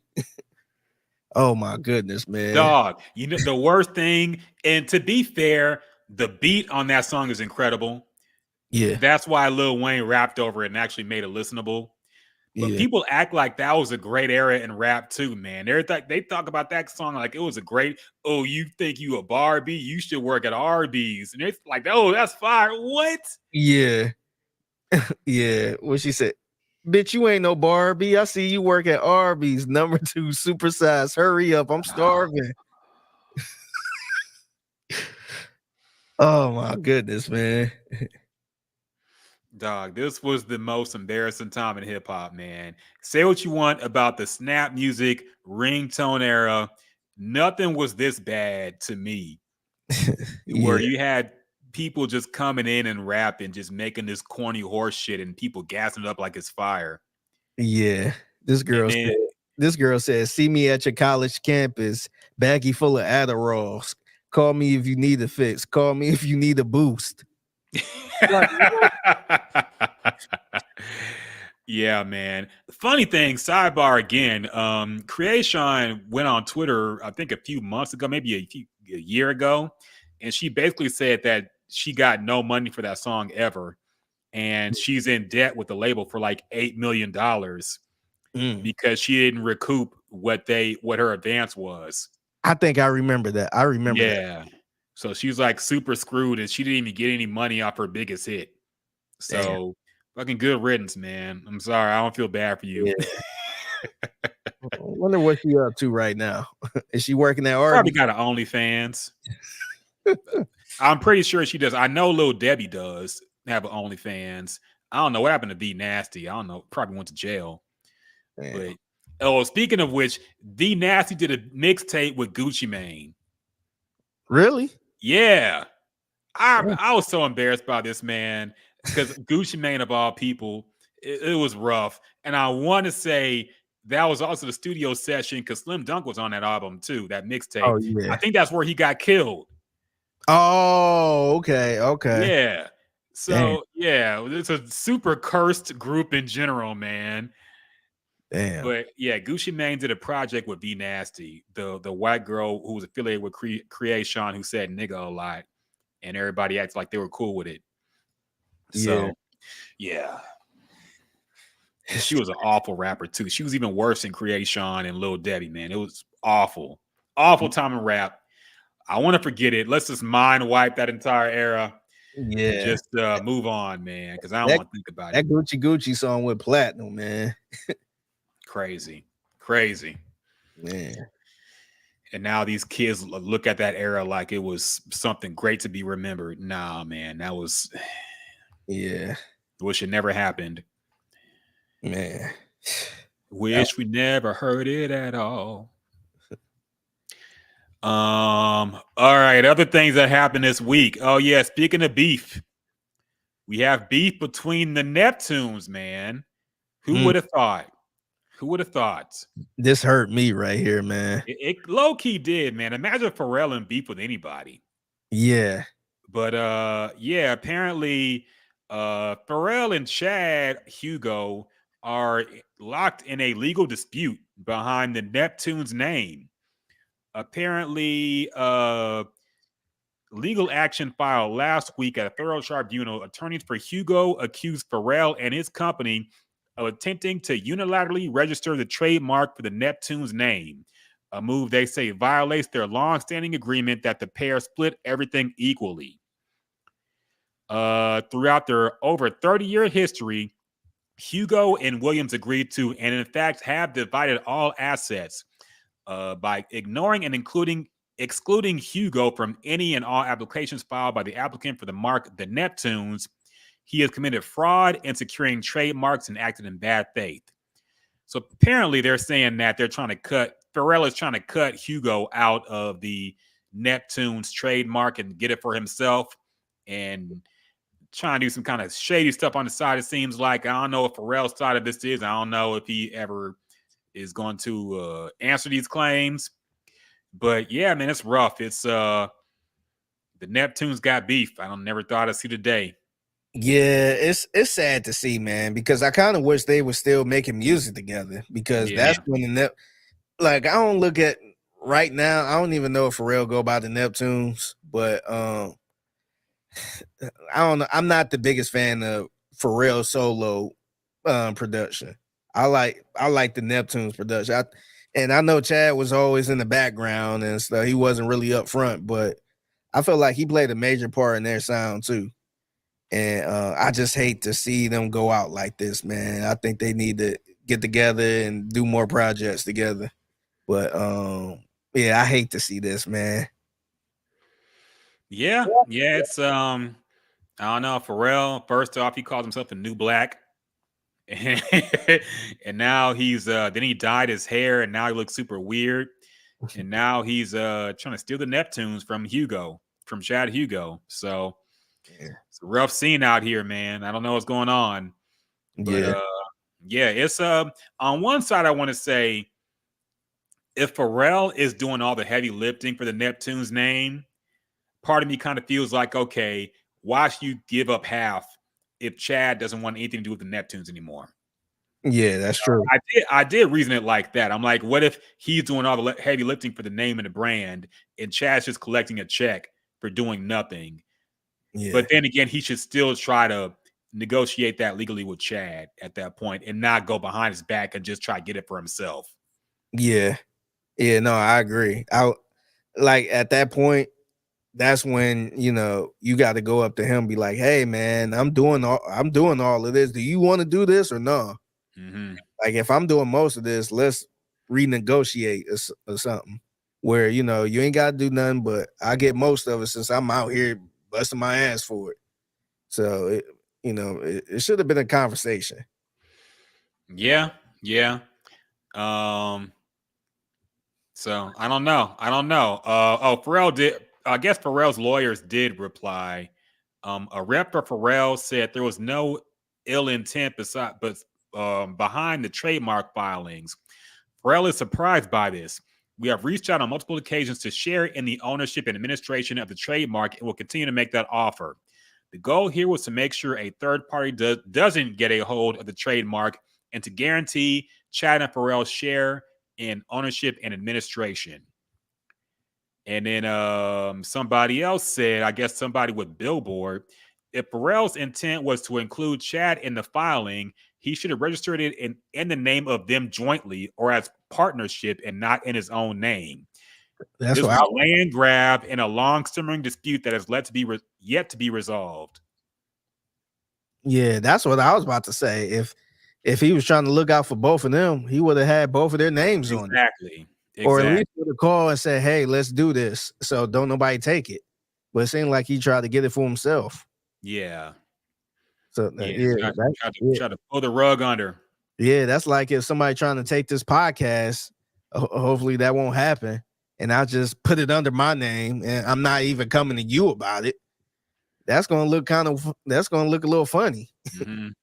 So like if it was both of our podcasts, if it was just me, I had to hurry up and do something, I would put, Figgy Fig and Ryan Rockett or whatever. So yeah, that's gonna look funny. Yeah. I mean, it looks like he was trying to pull some snake shit, man. Try to pull the rug and hope that Chad wouldn't notice it. So yeah, I don't know, man. But then again, Pharrell people said that he was trying to reach out and he didn't get an answer. So I don't know, man. It's he said in this case. So yeah, they'll resolve this legally, man. I don't think it's really a public beef unless one of them makes it a public beef. But still, it's just kind of sad to see like the most iconic hip hop production team fall out like this. But I mean, that's what time does and money does to people. So I'm not too surprised. Yeah, I just hope it don't get super messy where it's like no coming back at all. Yeah. I want to be a thing where, Pharrell didn't really do anything. I was doing all of this or vice versa. I hope it get to a point where they make an agreement and then, eventually they can come back if they want to. Yeah. Do stuff together. I don't want it to be a thing where it's no coming back. Yeah, I agree, man, but we'll see. But first the Fat Boys break up. Now every day I wake up. Yeah. Somebody got something to say. And last but not least, we there was a Good Times cartoon. I didn't watch this actual trailer. Let's react to it live, man, because I heard people were upset with it. Yeah. They are making a Good Times animated series. Yeah. Of course, of the classic 70s show starring JJ and everybody who was in that show. I forget their actual names right now, but Willona and James Evans and Florida and Michael. And they're making a new animated series, I think, on Netflix. Yeah. And let's react to the trailer that got everybody upset. I have important news. Let me guess. The state called and they want to cut you a disability check for your face. Hold up. You can get paid for that? This is from a fool who stares at his orange juice every morning. It says concentrate on the box. Who the dummy now? Shit. Me for not wearing a condom. Shadows fall over my heart. It all started with my grandfather, James Evans. My job as the man of this house is to take care of this family no matter what. I just want to let you know I'm going to take good care of Gray. Who is this I'm about to kill? Juan, my boyfriend. Daddy, let him go. Baby, she come with me. Junior's repeated the 10th grade for the 3rd time. Is there anything you can suggest to help him get to the drive-thru? Can you do OnlyFans? Take off your shoes. Let me see what kind of feet you working with. I'll take you to the dark side. Dear Black Heavenly Father, College Redeemer, if you could just help us. Son, it's for you. New phone. Who this? Black, everything. At least they ain't got that drug dealing baby under my roof no more. Man, my mouth ready for some milk right now. Dalvin, why are you so breast obsessed? It's childish, man. Bruh, I'm a baby. I can't get no more childish than that. In a nocturnal state of mind. Your neighborhood is a real shithole. It's the system. They put the guns and drugs on the streets. Underneath this black sky. This is getting dangerous. I won't just sit back and let you put yourself in harm's way. I love you too very much. Everything black. The revolution will not be televised. Come on, Rosa Parks. Can't you just enjoy You this? look disgusted, man. Black sky, black, We're just as good as the Evans of old. Isn't that just dynamite? But the truth is, we're the Evans of new. Bitch, you look like money. everything black. What about the struggle? We're black. It'll be here tomorrow. Everything black. Black bird, black moon, black sky, black, everything black. Wait a minute. The baby? Little baby? And baby? Too many babies around this crib.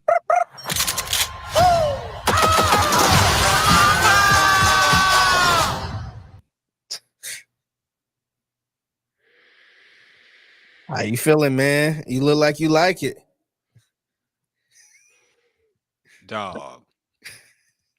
That was so bad that it, when you watch a comedy show and they have like a fake show that they promote just to show how stupid it would be to do like a remake, a woke remake of Good Times or something.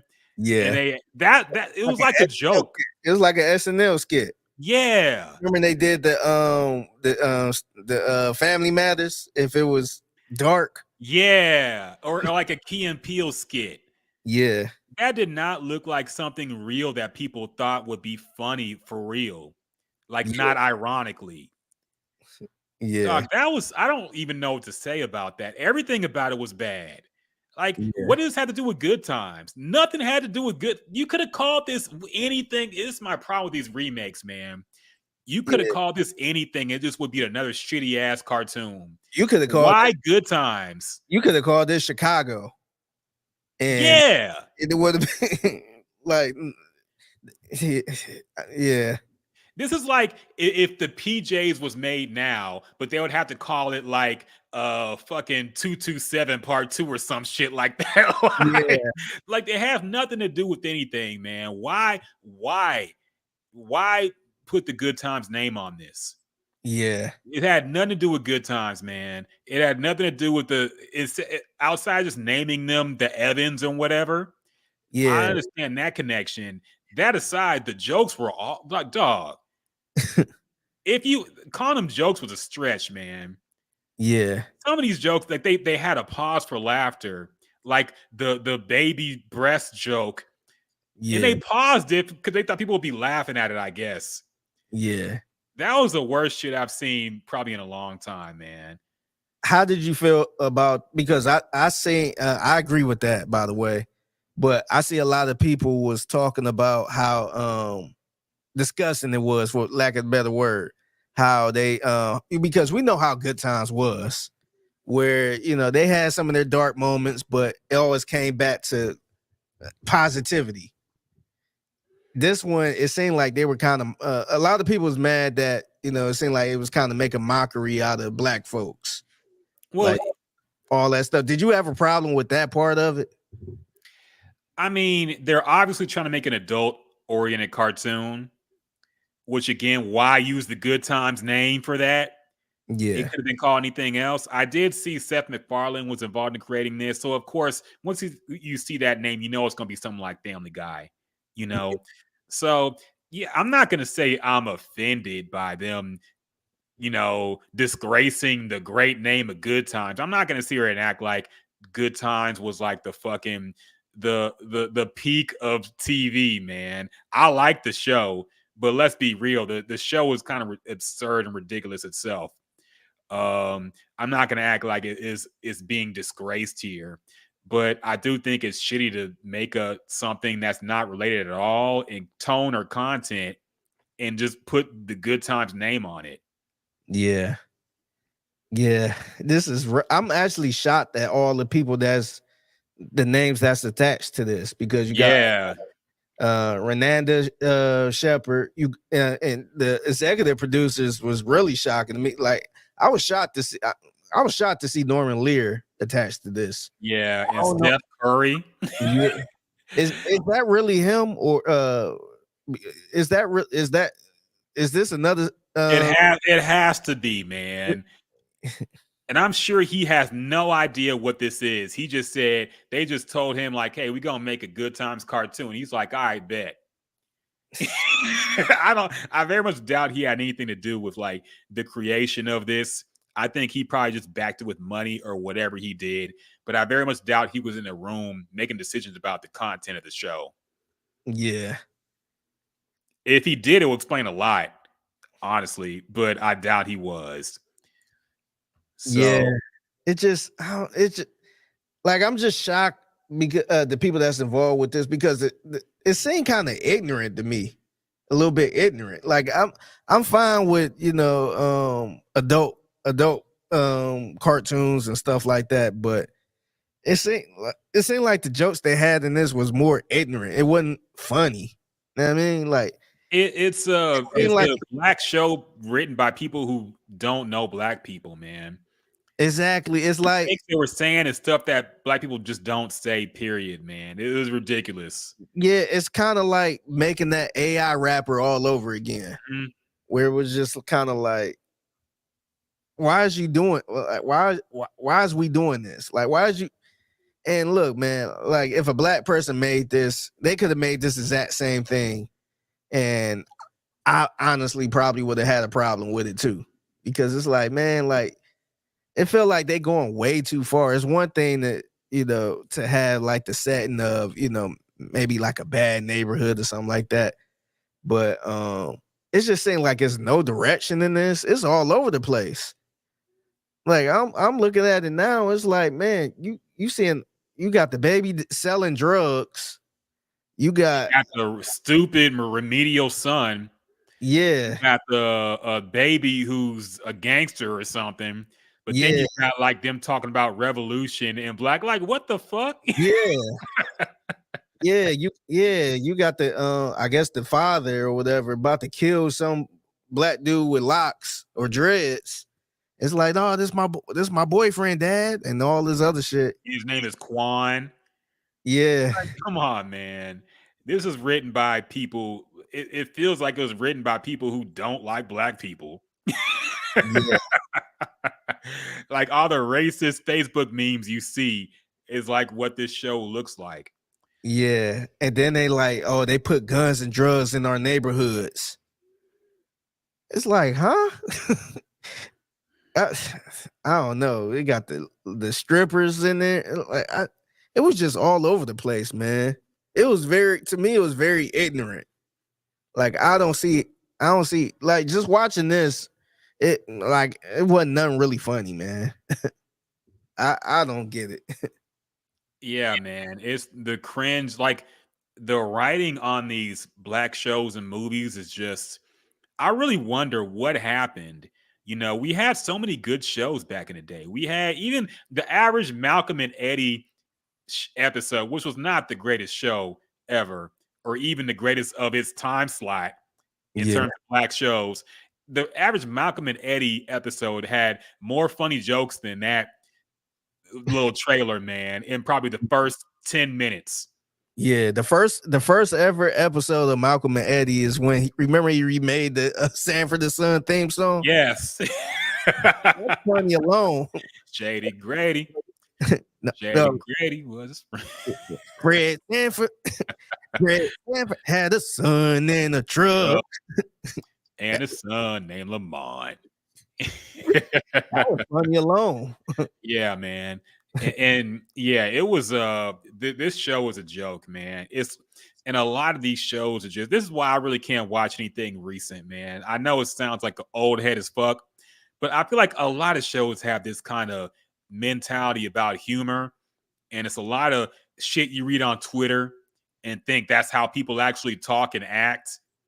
So there's a disconnect when you watch a show and people talk a certain way, and it's like, wait, we don't talk like that, man. We don't say these things in real life, Yeah. So it's just that is an instant skip. I know we are ironically gonna watch the damn Black Twitter documentary just to react to it, but I can't even ironically watch this one, man. I can't do it. This one looks too bad. It's too bad, man. Yeah, nah, it looked it's very cringy, man. Like I don't like, I would be shocked if I seen somebody, if I know somebody personally that was like, man, I can't wait to watch that. I would not be surprised if my mom's watching this said it was good, man. The crazy thing is, like the show Good Times, that's a whole different. That's probably more towards your mom audience, like my mother and my dad and all that stuff. And they take that and make a cartoon out of it like this. And like you said earlier, it was no point in attaching that name to it, because like I'm sure the audience they trying to get probably have no idea what Good Times is, or probably they not know it from the memes and whatnot and the dynamite, but that's it. Yeah, because ain't nobody 60 or 70 years old about to watch this.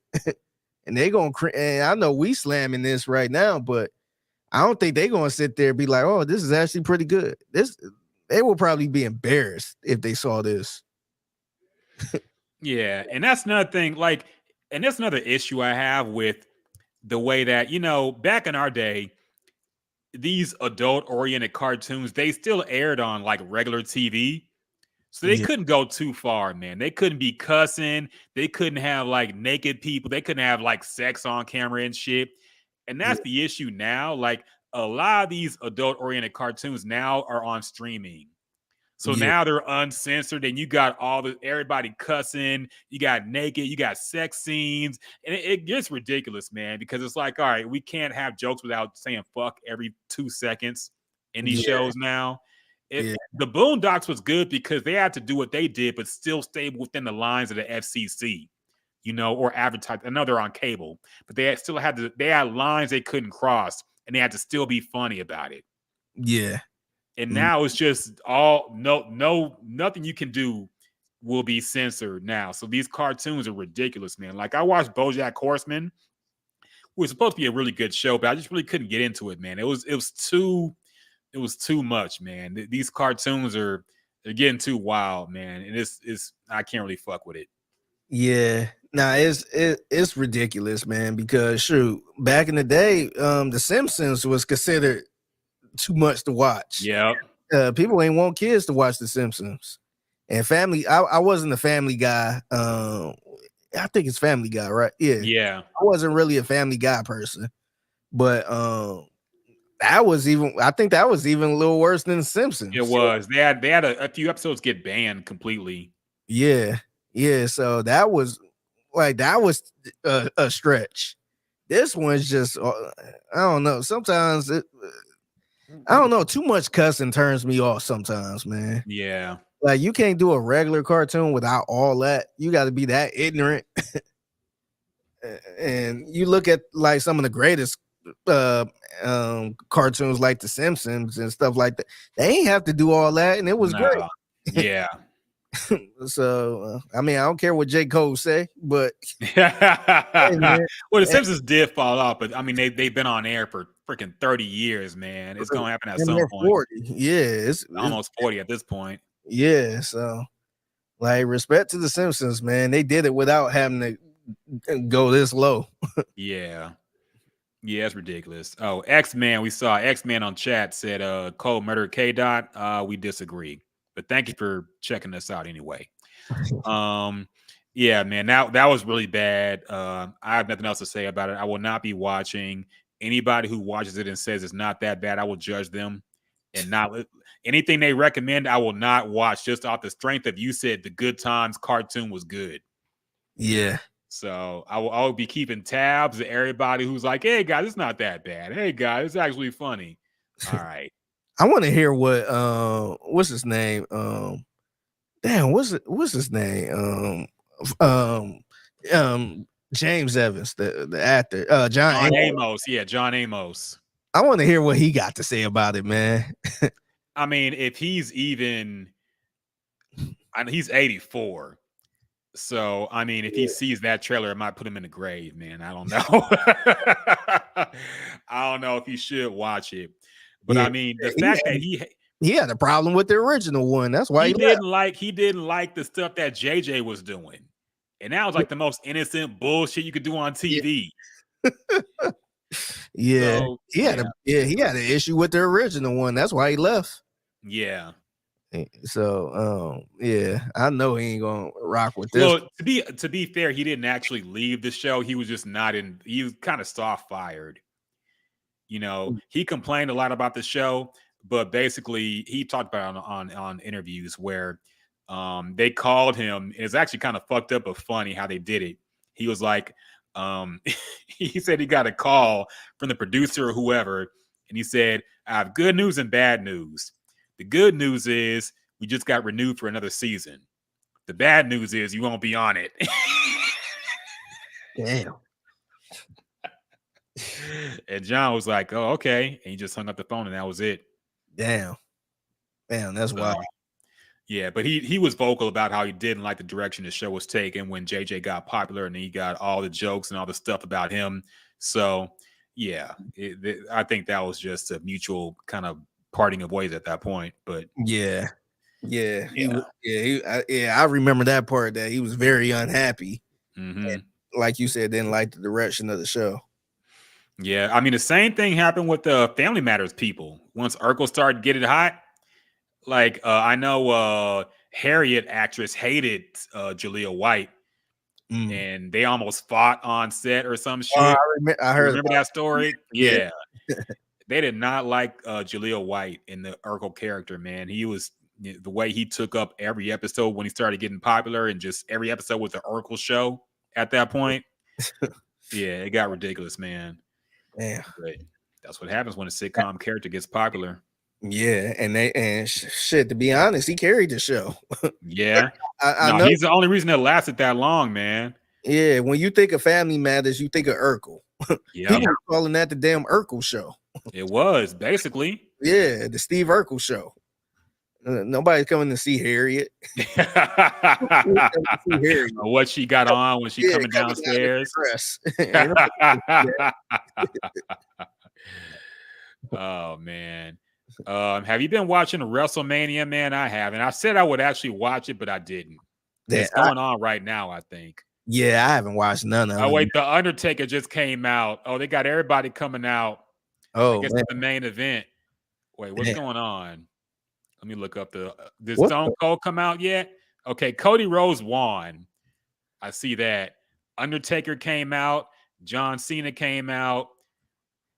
I don't see no Stone Cold. Wait, is this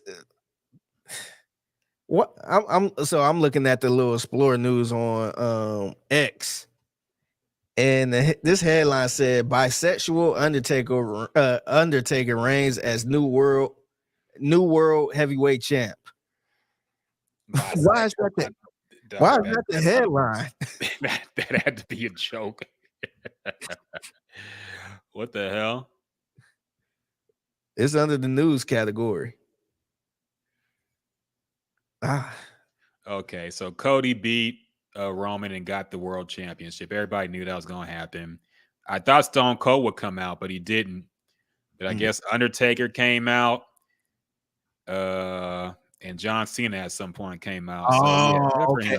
Okay. So now let me clear this up.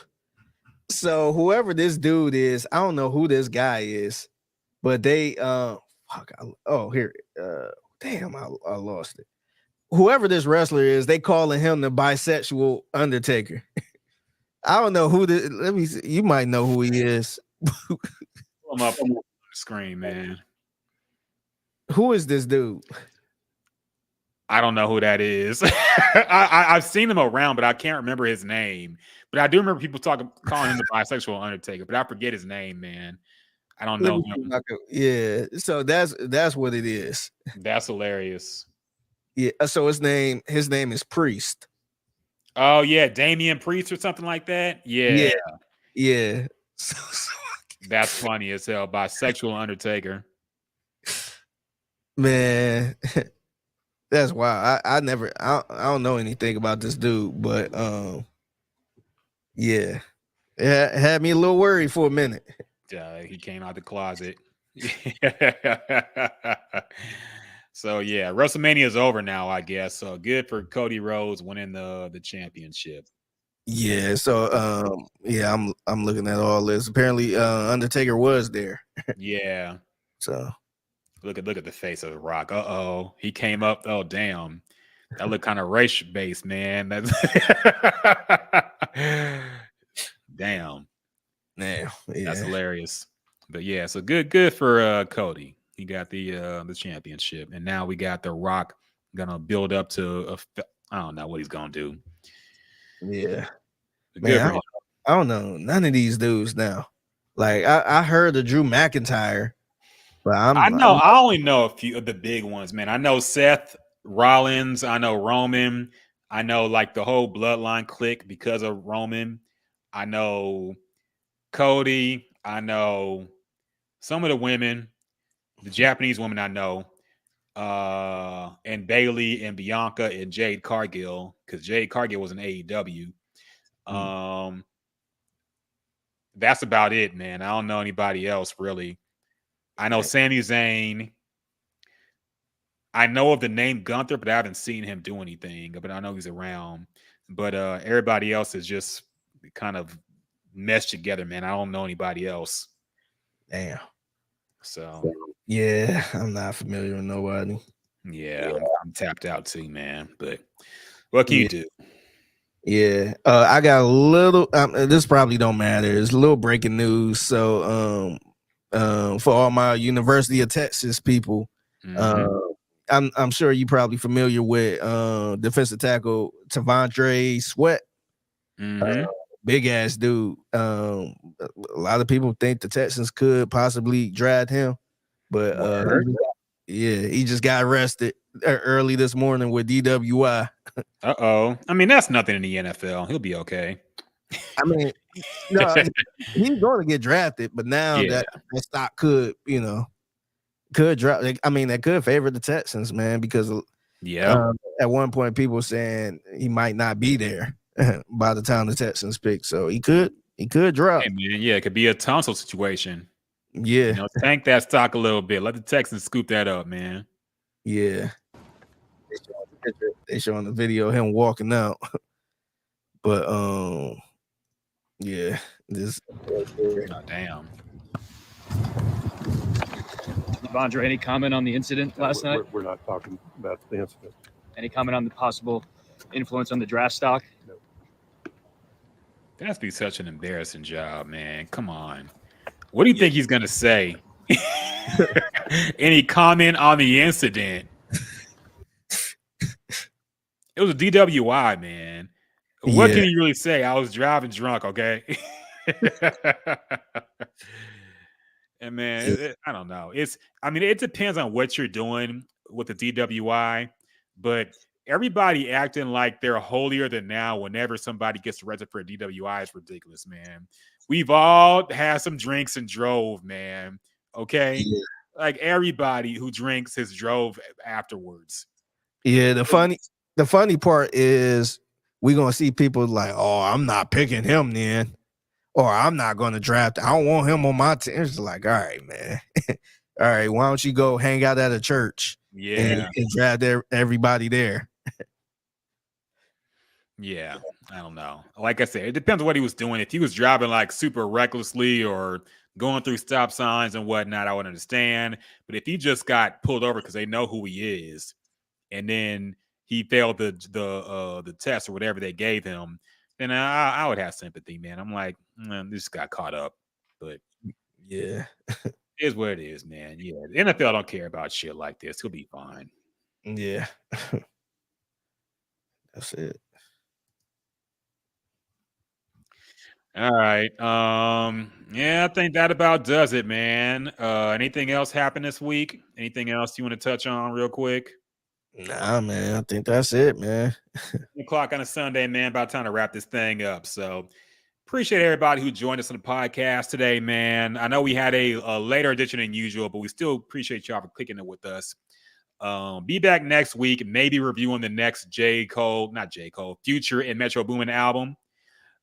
Make sure, of course, you stay tuned to 610 for all the exciting Texans news breaking right now with Figgy Fig and In the Loop 10 to 2, Monday through Friday. And I think that's about it. So until next time.